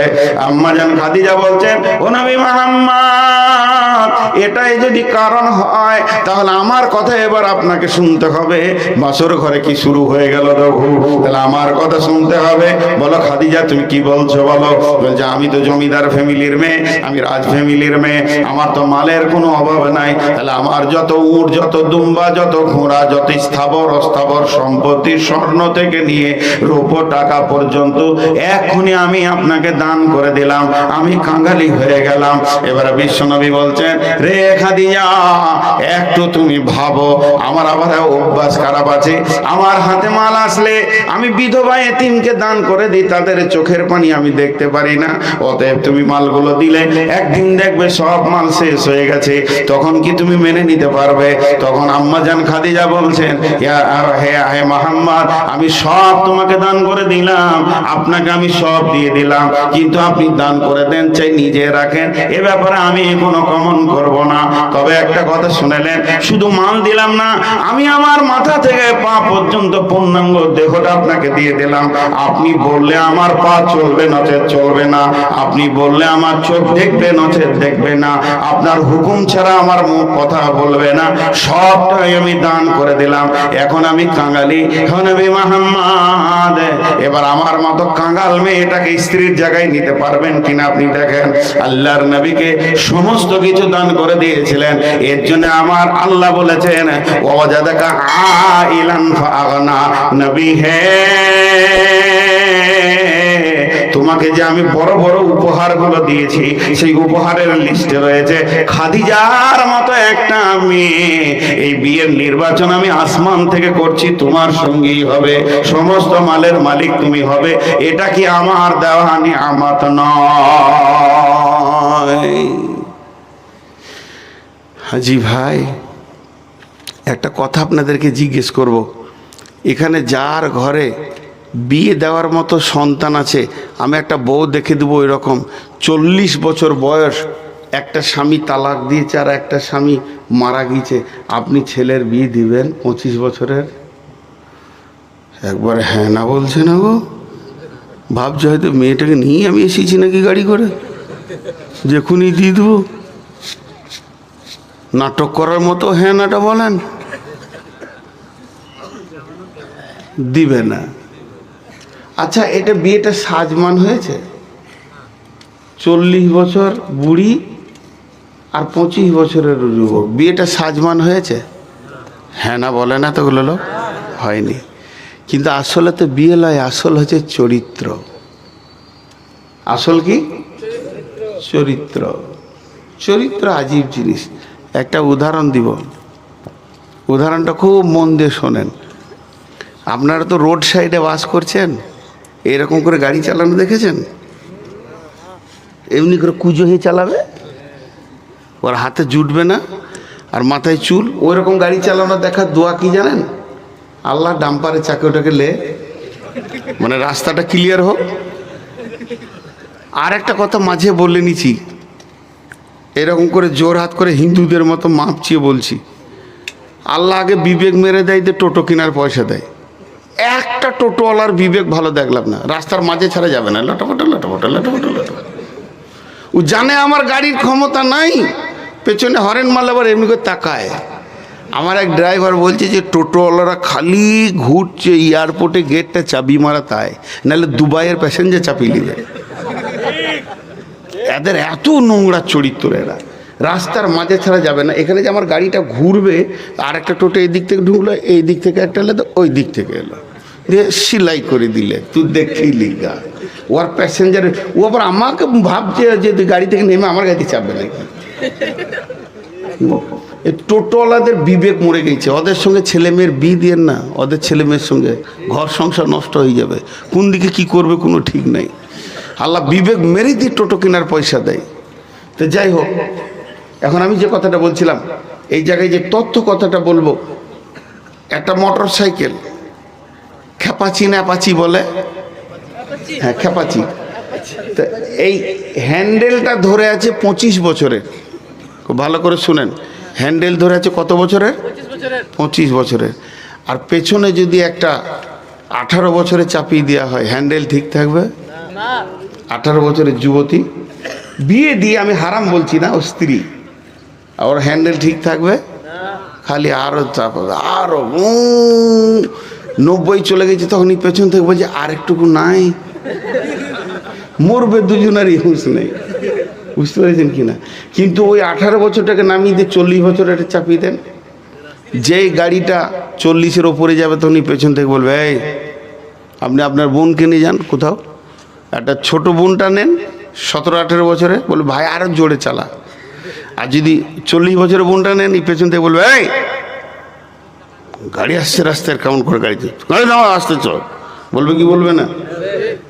ব্যাস ভাইরা আমার, এটা হলো 40 বছরের গুণ। খাদিজা 3টে গুণ ছিল, 3খানা গুণ ভালো করে মুখস্থ করলেন। সেই জামানায় বিশ্ব সুন্দরী যিনি ছিলেন তিনি হলেন খাদিজা। তাহলে 1 নম্বর গুণ হলো। 2 নম্বর গুণ হলো মাল ছিল, খাদিজা সম্ভ্রান্ত ঘরের মেয়ে। 3 নম্বর গুণ ছিল তিনি মূর্খ ছিলেন না, তৌরাতের বড় পণ্ডিত ছিলেন।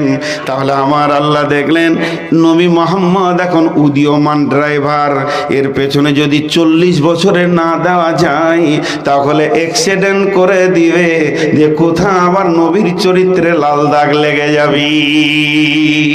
খাদিজা 3টে কাজ করতেন। যখন নবীজি 5 জনকে বায়াত করাতেন, 5 জন 10 জনকে কালেমা পড়াতেন, খাদিজা তখন আনন্দ দেখাতেন স্বামীর সামনে, ইয়া রাসূলুল্লাহ আল্লাহ আপনাকে নবী বানিয়েছেন, আল্লাহ আপনাকে ক্ষমতা দিয়েছেন, আল্লাহ আপনাকে ইজ্জত দিয়েছেন। কিন্তু যেদিন নবীজি মার খেতেন দাওয়াতের কাজ করতে গিয়ে, 40 বছর পরের কথা বলছি, তখন খাদিজা বলতেন ও দয়ার নবী গো, আপনাকে চিনতে পারেনি তাই আপনার উপরে অত্যাচার করে ফেলেছে, তাদেরকে আপনি মাফ করে দেন। কারণ যখন উনি নবুয়তি পান তখন খাদিজার বয়স চলে গেছে 55। এরকম একটা ধীর স্থির ভাবে রসুলকে আগিয়ে আগিয়ে সামনে নিয়ে যেতেন নেকে খাদিজা।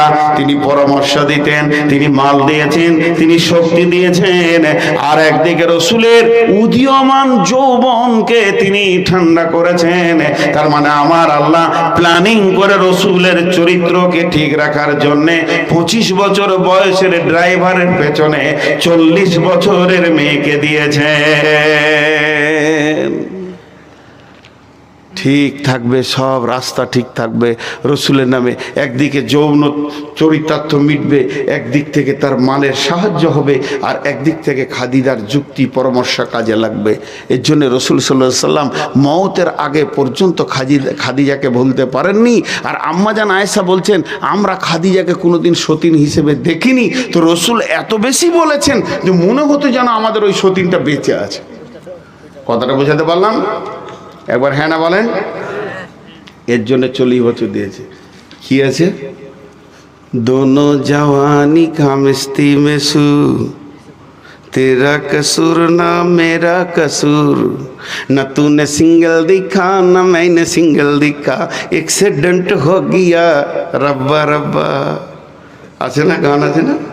হ্যাঁ, দুজনে যদি জওয়ানি হয় তো লাল সিগন্যাল দেখবে না, ঢাস ফাটাস মার্ডার।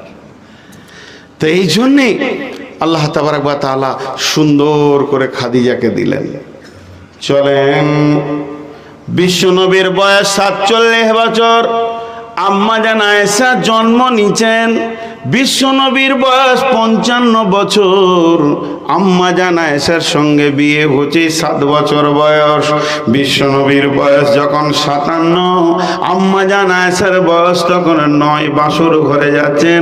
বিশ্বনবীর বয়স যখন 63, আম্মাজান আয়েশার বয়স তখন 18। দয়ার নবী পৃথিবী থেকে চলে যাচ্ছেন। এবার বলেন, একটা 47 বছর, একটা 55 বছর, আর 55 বছরের এক বৃদ্ধর সঙ্গে আমার আল্লাহ 7 বছরের মেয়েকে কেমন করে নির্বাচন করলেন? এটাই বা কেমন সাজমান? আম্মা জান আয়েশা বলতেন, আমাকে আল্লাহ 5খানা সম্মানই দিয়েছেন। 1 নম্বরে আমার বিয়েটা আসমানে নির্বাচন হয়েছে, 2 নম্বরে আমার বুকে মাথা রেখে বিশ্বনবী বিদায় নিয়েছেন, 3 নম্বরে আমার হুজরাতে আজও নবীজি শুয়ে আছেন, 4 নম্বরে আমার বিছানা থেকে মেরাজ হয়েছে, 5 নম্বরে আমার ঘরে ওহী এসেছে জিবরাইল আমিন। তাহলে এই মেয়েটা কত সুন্দর! আল্লাহ তাবারাক ওয়া তাআলার নবী একদিন সফর থেকে ফিরে আসছেন। তাহলে আম্মা জান আয়েশার কিছু আচরণ শুনলেন কেমন? সফর থেকে আসছেন ধুলোবালি নিয়ে, এইভাবে মদিনায় তিনি খেলা করছেন। আম্মা জান আয়েশা আবু বকর গিয়ে বলছেন, ও মা, তোমার বিয়ে দিয়ে দিয়েছি দয়ার নবীর সঙ্গে, ধুলোবালিতে নোংরা থাকলে হবে না, তুমি পরিষ্কার হও। সে ছোট ছেলে স্বামী বুঝে না, সুজা মাকে গিয়ে বলছে, মা, আমার স্বামী এসেছে, আমাকে পরিষ্কার পরিচ্ছন্ন করে দাও। তার মা তাকে পরিষ্কার পরিচ্ছন্ন করে দিল। বিশ্বনবী বসে আছেন, সুজা গিয়ে আম্মা জান আয়েশা ভিতরে ঢুকলেন, নবীজির সঙ্গে কথা বলছেন। আল্লাহর নবী বলছেন, আয়েশা রে, আমি তোমাকে বেশিরভাগ টাইম খেলাধুলাতে দেখি, তুমি কি খেলতে অতি ভালোবাসো? তোমাকে খেলা এতই ভালো লাগে, তোমার কি কোনো কাজ নাই? রসুলের আঙ্গুলটা ধরে টানতে শুরু করলেন। এইভাবে টানচার বলছেন, ও দয়ার নবী গো, আমি শুধু খেলতে পারি না, আমি দৌড়তে শুদ্ধ পারি। বিশ্বনবী 2 বার দৌড়েছেন বিবির সঙ্গে, আম্মা জান আয়েশার সঙ্গে। তখন একবার দৌড়লেন, নবীজি আপনার একটু হালকা হলেন, আম্মা জান আয়েশাকে আগে বাড়তে দিলেন, কারণ ছোট ছেলে। নবীজি দেখছেন আমি যদি আগে বেড়ে যাই তো মনে কষ্ট পাবে। এইভাবে হাতে টানা দিয়ে দিয়ে রসুলকে বলেছিলেন, আপনি আখিরি পয়গাম্বার, আপনি সৈন্যদের কমান্ডার, কিন্তু আমার সঙ্গে দৌড়ে পারলেন না। বিশ্বনবী মুচকে মুচকে হাসলেন।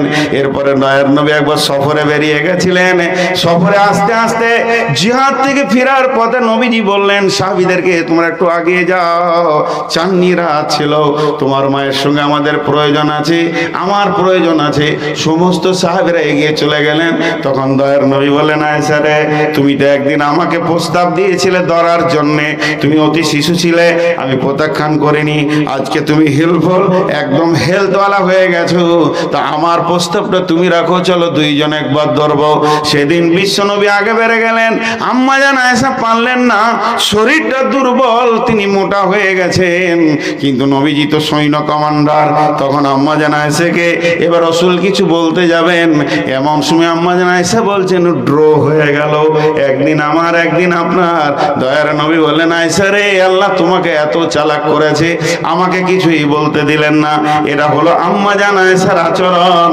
এই যখন আম্মা জান আয়েশার উপরে তহমত দেওয়া হয়েছিল, তহমতের ব্যাপারে অনেক লম্বা ঘটনা, আল্লাহ তাবারাক ওয়া তাআলা 11খানা আয়াত নাজিল করে আম্মা জান আয়েশাকে পবিত্রতা ঘোষণা করলেন। এই অবস্থায় কি হয়েছিল? তিনি অসুস্থ হয়ে পড়ে গেছিলেন। বন্ধুরা আমার, ওই সময় হযরত আলীকে জিজ্ঞেস করলেন, দয়ার নবী কি বলেন, আলী রে, তোমার আয়েশার ব্যাপারে কি মনে হয় বলো। রসুল চিন্তিত হয়েছিলেন তোহমত নিয়ে। তো হযরত আলী কি বলছে জানেন? আমার শাশুড়ির খবর নেবেন হুজুর, আমার শাশুড়ির কোয়ালিটি খুব। কেন? বাড়িতে জামাই এলে ব্যস্ত কে হয়? বিবির থেকে বেশি ব্যস্ত হয় শাশুড়ি। তো হযরত আলী বলছে, আমি গেছি বেড়াতে, হযরত আলী হচ্ছে জামাই, আয়েশা হচ্ছে শাশুড়ি। দিয়ে তাড়াতাড়ি করে একটা গামলাতে গমের আটা দিয়ে ওইটাকে এমনি করে টিপছে। কি করবে? জামাইকে রুটি খাওয়াবে। তার ছোট মেয়ে এরকম টিপতে টিপতে ও আটার ভিতরে হাত রেখে ঘুমিয়ে গিয়েছে। জামাই মনে মনে ভাবছে, হায় রে, শাশুড়ি রুটি কখন পাবো রে। এইদিকে ও ঘুমাইছে, ওদিকে বকরিতে আবার আটা নিয়ে পালিয়ে গেছে। তখন হযরত আলী আরও হাসছে, শাশুড়ি একটা পেয়েছি আমি। এ হলো আম্মা জান আয়েশা। এখন আপনাদের কাছে আমার প্রশ্ন, এই শিশুটাকে রসুলকে দিলেন কেন? প্রথমে দিলেন বয়স্কা, শেষ বয়সে শিশু। কারণ কি? তার কারণ একটাই, চরিত্র।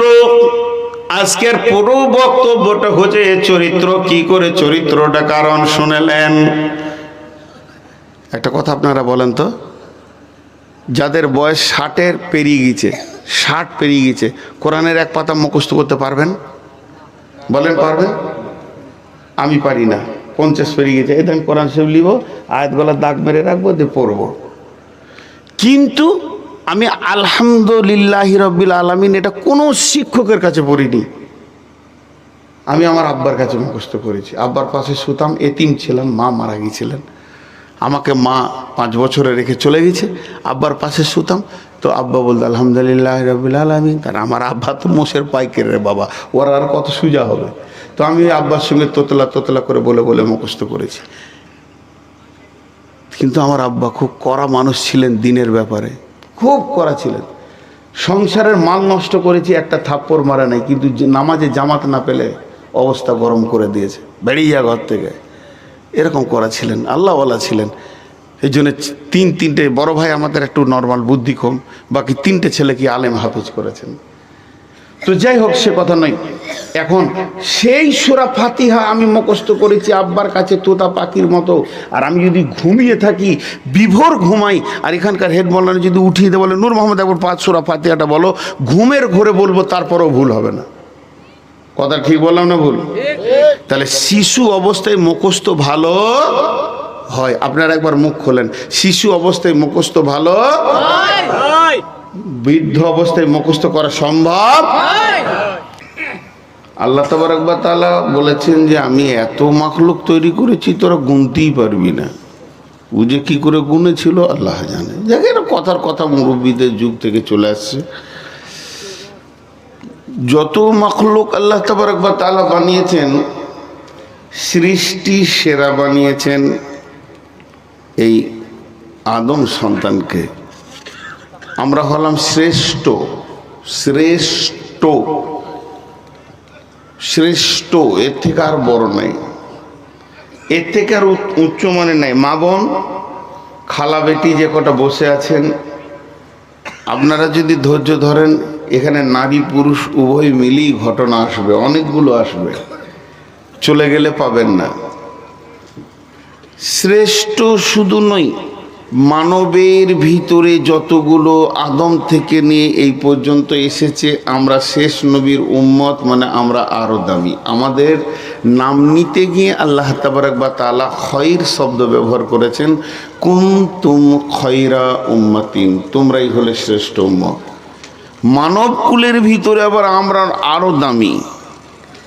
আমরা একবার শুকরিয়া করি আল্লাহর কাছে, আলহামদুলিল্লাহ, তাহলে আমাদেরকে শ্রেষ্ঠ বানানো হয়েছে। এখন এই কথাটা 1-2 মিনিট একটুকু জমার খাতাতে রাখেন, জমার খাতায় রাখেন, আবার এই কথাটা আপনাদের সামনে আসবে। মানুষকে আল্লাহ তাবারক ওয়া তাআলা 3টে উপকরণ দিয়ে বানিয়েছেন।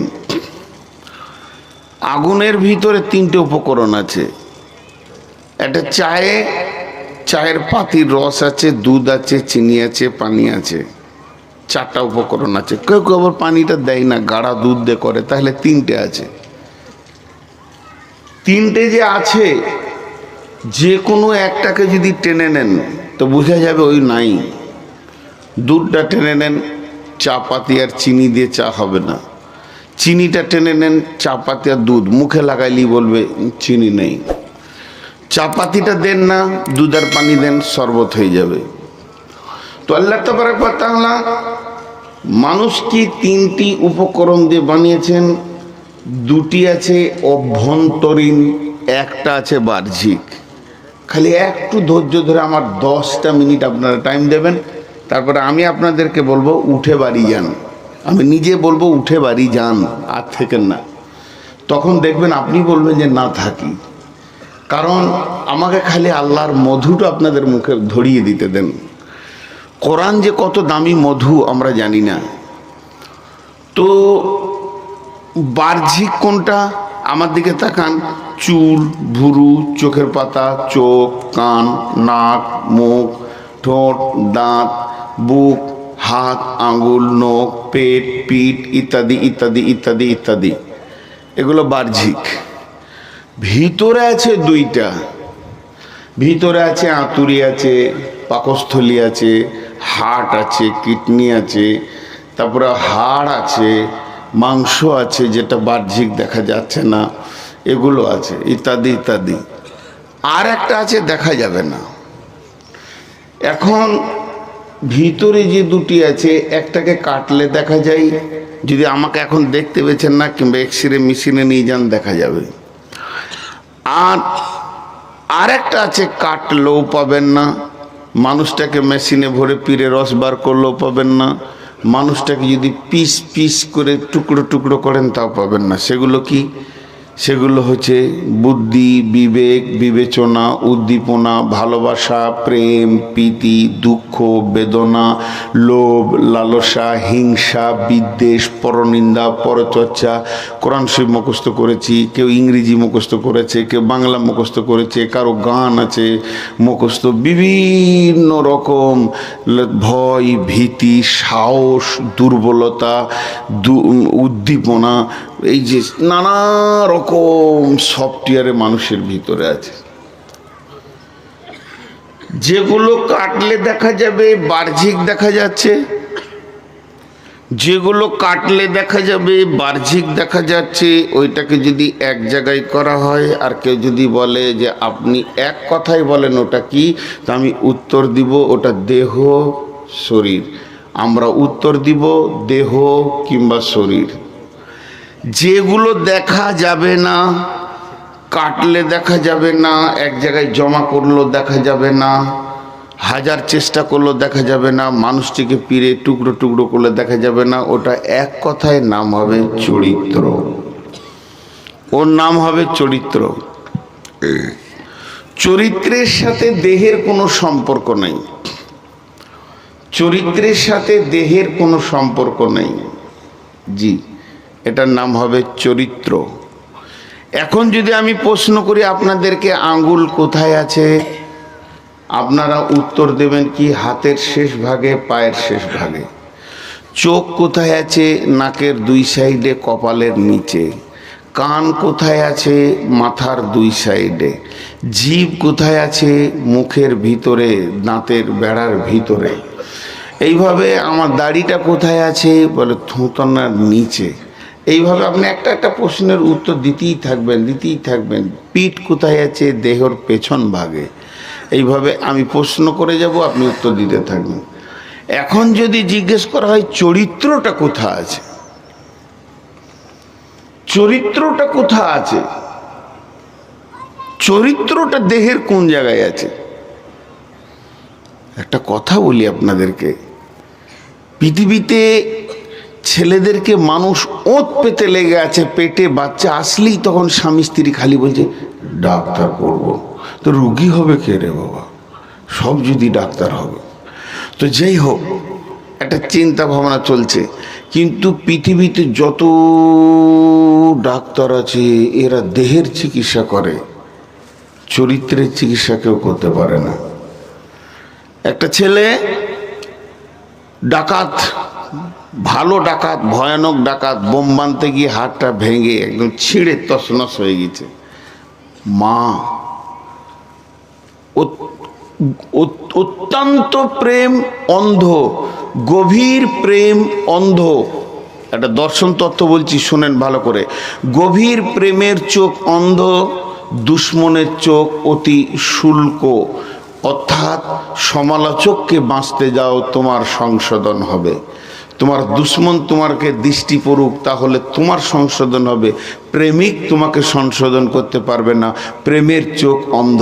পৃথিবীতে স্ত্রী, মা, বাপ, ভাই, বোন যত প্রেমিক আছে, সব থেকে বড় প্রেমিক হলো মা। এই জন্যে মায়ের কাছে চোর, ডাকাত, মাতাল, সোনামানিক আমার, আব্বা আমার, লাল্লে আমার। মদ খেয়ে ঘর ঢুকবে তখনও মা বলবে ও সোনা আমার, আব্বা আমার, মা। মা বুঝতে পারে না যে আমার ছেলেটা নষ্ট হয়ে গেছে। তো যে কথা বলছি, যে চরিত্র আর দেহ, এই দুটো আসমান জমিন পার্থক্য, আসমান জমিন পার্থক্য। তো মা সেই ছেলেটা, চোরটাকে মা দেখেছে আমার ছেলের হাত নষ্ট হয়ে গেছে, খুব কপাল ঠুকে ঠুকে কাঁদছে।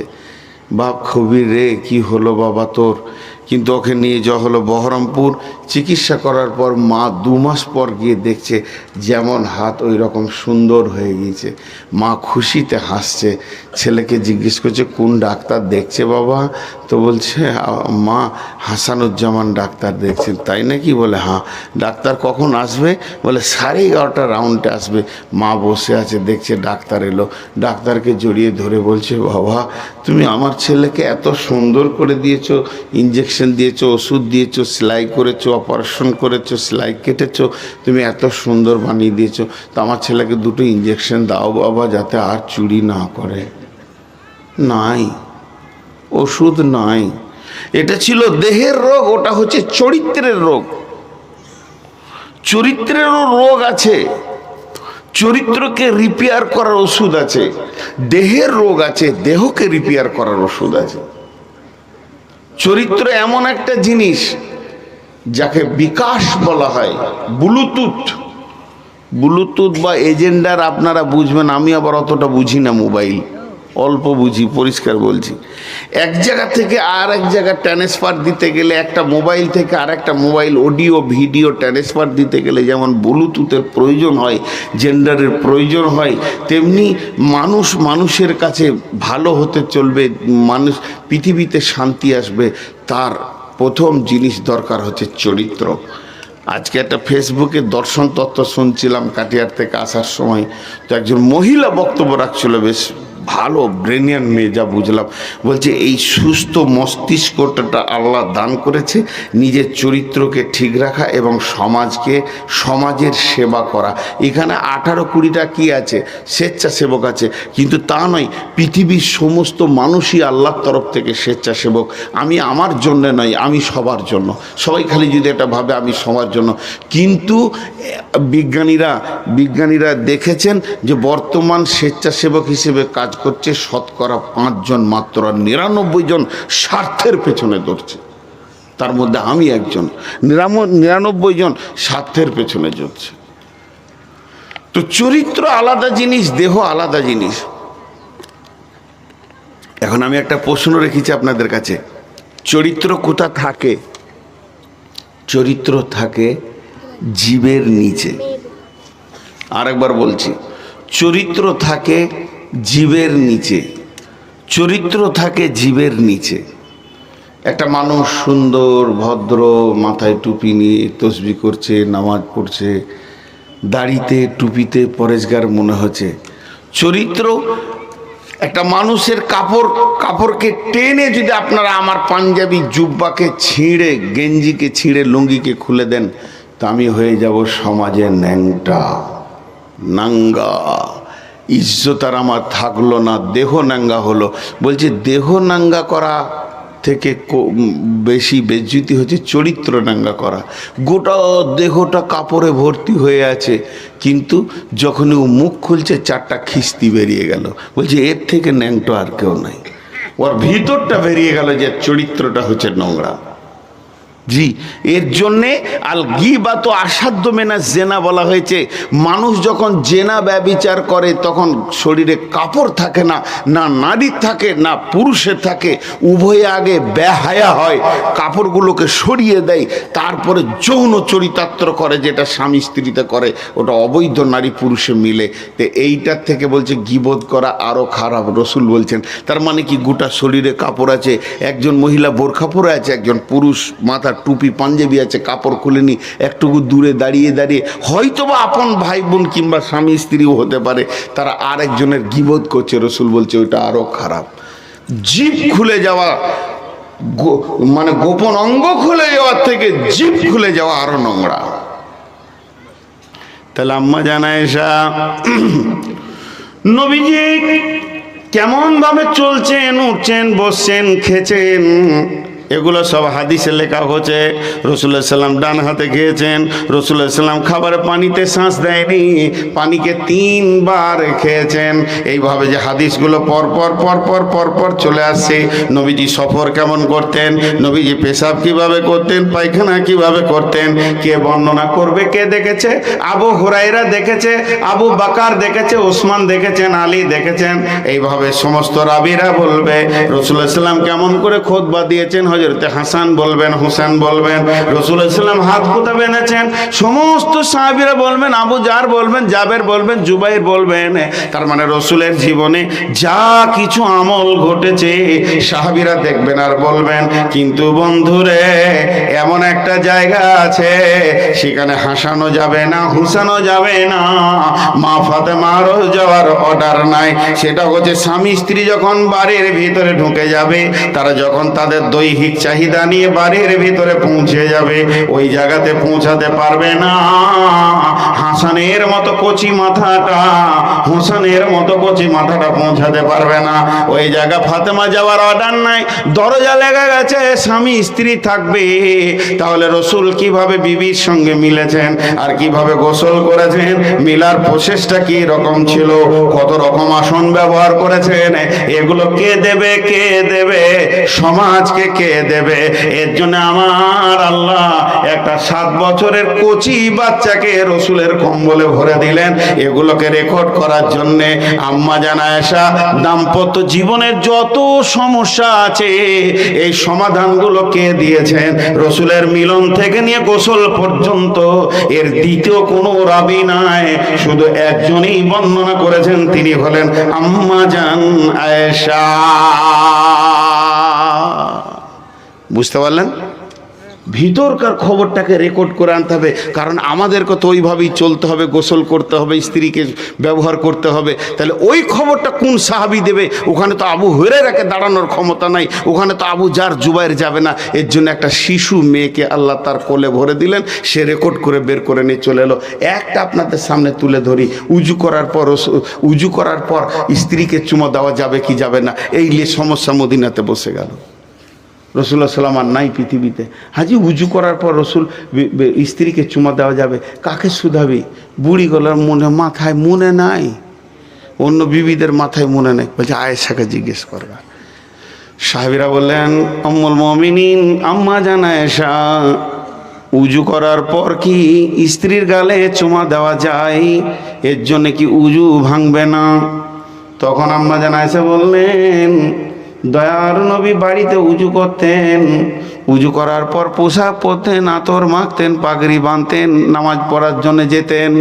কখনো কখনো আমি রাস্তায় ধারে দাঁড়িয়ে থাকতাম বারান্দার দিকে, বিশ্ব নবী নামাজ পড়াতে যেতে যেতে রাস্তায় হাঁটতে হাঁটতে আমার গালে ছুটুক করে চুমা দিয়ে চলে যেতেন। এতে কোনো অসুবিধা হবে না, সেক্সুয়াল ভাবে চুম দেওয়া যাবে না, তবে স্ত্রীকে আনন্দ দেওয়ার জন্য ঠোঁটে মুখে একটা চুটুক করে চুম দিয়ে নামাজ পড়তে চলে যান, এর জন্য উজু ভাঙবে না। সমস্যা সমাধান করলো কে? না আম্মা জান আয়েশা। এর জন্য আমার আল্লাহ বললেন, নবী হে আম্মাল ইয়াতীমা ফালা তাকহার ওয়া আম্মাস সাইলা ফালা তানহার। তোকে আমি যেভাবে তিলে তিলে মহব্বত দিয়ে মানুষ করেছি, পৃথিবীর বুকে খবরদার এতিমদেরকে ধুমকে কথা বলিও না, এবং তোমার দরজায় যে ভিক্ষা চাইতে আসবে তাকে তুমি ঝিড়কে কথা বলিও না। ও আম্মা বিনিআমাতি রব্বিকা ফাহাদ্দিস। হে আমার নবী, তোমাকে যে তোমার রব এতগুলি নিয়ামত দিয়েছে, এগুলো লোকের কাছে তুমি প্রকাশ্যে বলে বেড়াও। কথা বুঝাতে পারলাম? আরে জানা হ্যাঁ না বলেন? পুরো সূরাটা তাফসীর হয়ে গেল, কিন্তু দুটো কথা বাকি আছে, উঠবেন না। দুটো কথা বাকি আছে। একটা কি, যে আল্লাহ যে তার রসুলকে বলেছে যে আমি তোমাকে অতি সত্বর কিছু দিব, তুমি রাজি হয়ে যাবে। তিনি দিয়েছেন কি? দিলে তো হাদিসে আসতো, কিচ্ছু দেয়নি, কিচ্ছু দেয়নি। দিব বলেছেন আল্লাহ, তার মানে রসুল পাননি, চলে গেছেন।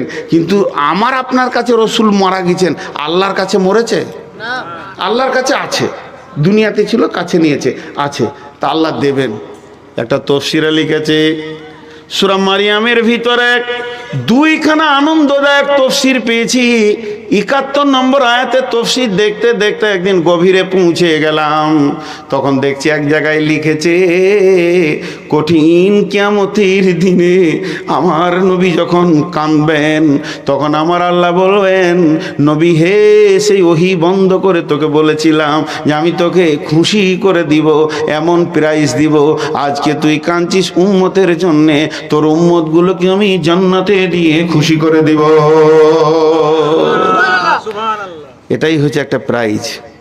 কি প্রাইজ আল্লাহ রেখেছে দেখেন, তোর উম্মতগুলোকে আমি জান্নাতে দিয়ে তোকে খুশি করে দেবো, যা আমি তোকে রাজি করব বলেছি। 2 নম্বর একটা তাফসীর পেয়েছিলাম, জান্নাতের ভিতরে এমন কিছু লোক আছে মনকে ভারী করে ঘুরবে, মনে শান্তি পাবে না, মনে আনন্দ পাবে না, জান্নাতের এত নিয়ামত তারপরও তার মন ভালো থাকবে না। বোন আমার, মা আমার, খালা আমার, তার মনটা কেন ভালো থাকবে না? রব জিজ্ঞেস করবে, গোলাম রে, মেহমান রে, আমার জান্নাত কি তোকে আনন্দ দিতে পারছে না? তখন ওই লোকটা বলবে, মাবুদ, পৃথিবীর বুকে আমার একটা কলিজার টুকরা বন্ধু ছিল, জিগড়ি দোস্ত ছিল, তাকে সব জায়গায় নিয়ে ঘুরতাম, তাকে আমি জান্নাতে খুঁজে পেয়েছি না। বলে তার নাম বল। আল্লাহ জানার পরও বলবে, সে কে? বলে অমুক। বলে জি হ্যাঁ। বলে সে তো জাহান্নামে আছে। বলে আল্লাহ বলবে, এরই জন্যে আমার মন খারাপ হয়ে আছে। আমার রব বলবে, গোলাম রে, তুই জান্নাতে মন ভারী থাকবে, এটা আমি রব মেনে নিতে পারবো না। আমার মেহমান আমার ঘরে এসে মন ভারী করে থাকবে, এটা আমাকে খারাপ লাগছে। ওই বন্ধুটাকে জাহান্নাম থেকে তুলে এনে ওর কাছে দিয়ে আল্লাহ খুশি করে দেবেন। তার মানে ভালো লোকের সঙ্গে সম্পর্ক রাখলে আল্লাহ তাবারক ওয়া তাআলা সেদিনও কিছু নিয়ামত দেবেন। অতএব বন্ধুত্ব করবেন তো ভালো মানুষের সঙ্গে করেন, তবে ওই লোকটাকে তুলবে একটা শর্তে, লোকটা যদি মুশরিক না হয়। দেখেন, বুড়া মানুষ হাঁটতে হাঁটতে হেঁটেই দিলাম বেশি, একটু বেশি বলা হয়ে গেছে, আপনাদের বিরক্ত হবে। আমি আপনাদের কাছে 9 মিনিট চাইছি। ক মিনিট চাইলাম বলেন? ক মিনিট? 9 মিনিট হলে পুরো দুটো 1টা বেজে যাবে, আমার একদম 2.5 ঘন্টায়। তো 9 মিনিট কেউ উঠবেন না, খালি বলেন ইনশাআল্লাহ। যে উঠে পালাবেন 9 মিনিটের আগে সে হাত তুলেন। দেখেন আল্লাহর সঙ্গে ওয়াদা করছেন। এখন এই 9 মিনিটে আমি যা কিছু বললাম জেরক্স, আমার পুঁজি কিছুই নাই কোরআন থেকে। আজকে কোরআন আছে বলে আমরা সভ্য মানুষ, কোরআন চলে গেলে আমরা অসভ্য মানুষ।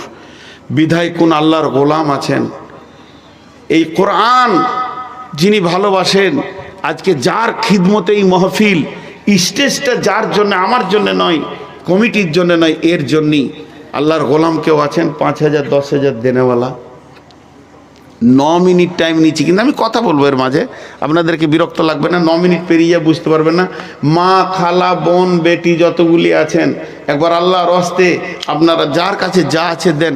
আরে বাবা, ওখানে চাদরকে নিয়ে যাচ্ছ বাবা, আবার যাও রে বাবা।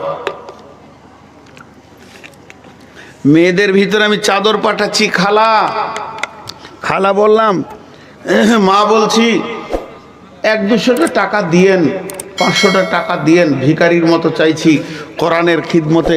চাদর পাঠালাম, শিশুগুলো যাচ্ছে, আপনারা একবার ওদের হাতে দেবেন। আচ্ছা, আর পুরুষগুলো 9 মিনিট বসেন। মা বোনেরা, যারে বাবা, যা যা যা যা, 2-3টে চাদর যা বাপ, সোনামানি। মা বোনেরা মোটা রকম কিছু দেন, এখানে দিয়ে পাঠাবেন। ওই তোমরা গুটাও, এগুলো পাবে না, এগুলো গুটাও, এগুলো সরো। সুবহানাল্লাহ। এখানে কেউ আসবে না, ডিস্টার্ব করলে আবার বেশি চালাক হয়েও না, তাহলে আর কোথাও করতে দিব না রেকর্ড। জি, আপনারা উঠবেন না, আপনাদের দিকে হাত দুটো তাড়াতাড়ি, তোমাদের 3 মিনিট টাইম দিচ্ছি, ছিঁড়ে ফিরে নিয়ে চলে যাও একদম। এখানে খুলতে আসবে না, এখানে খুলতে হলে যাও, ভাগো।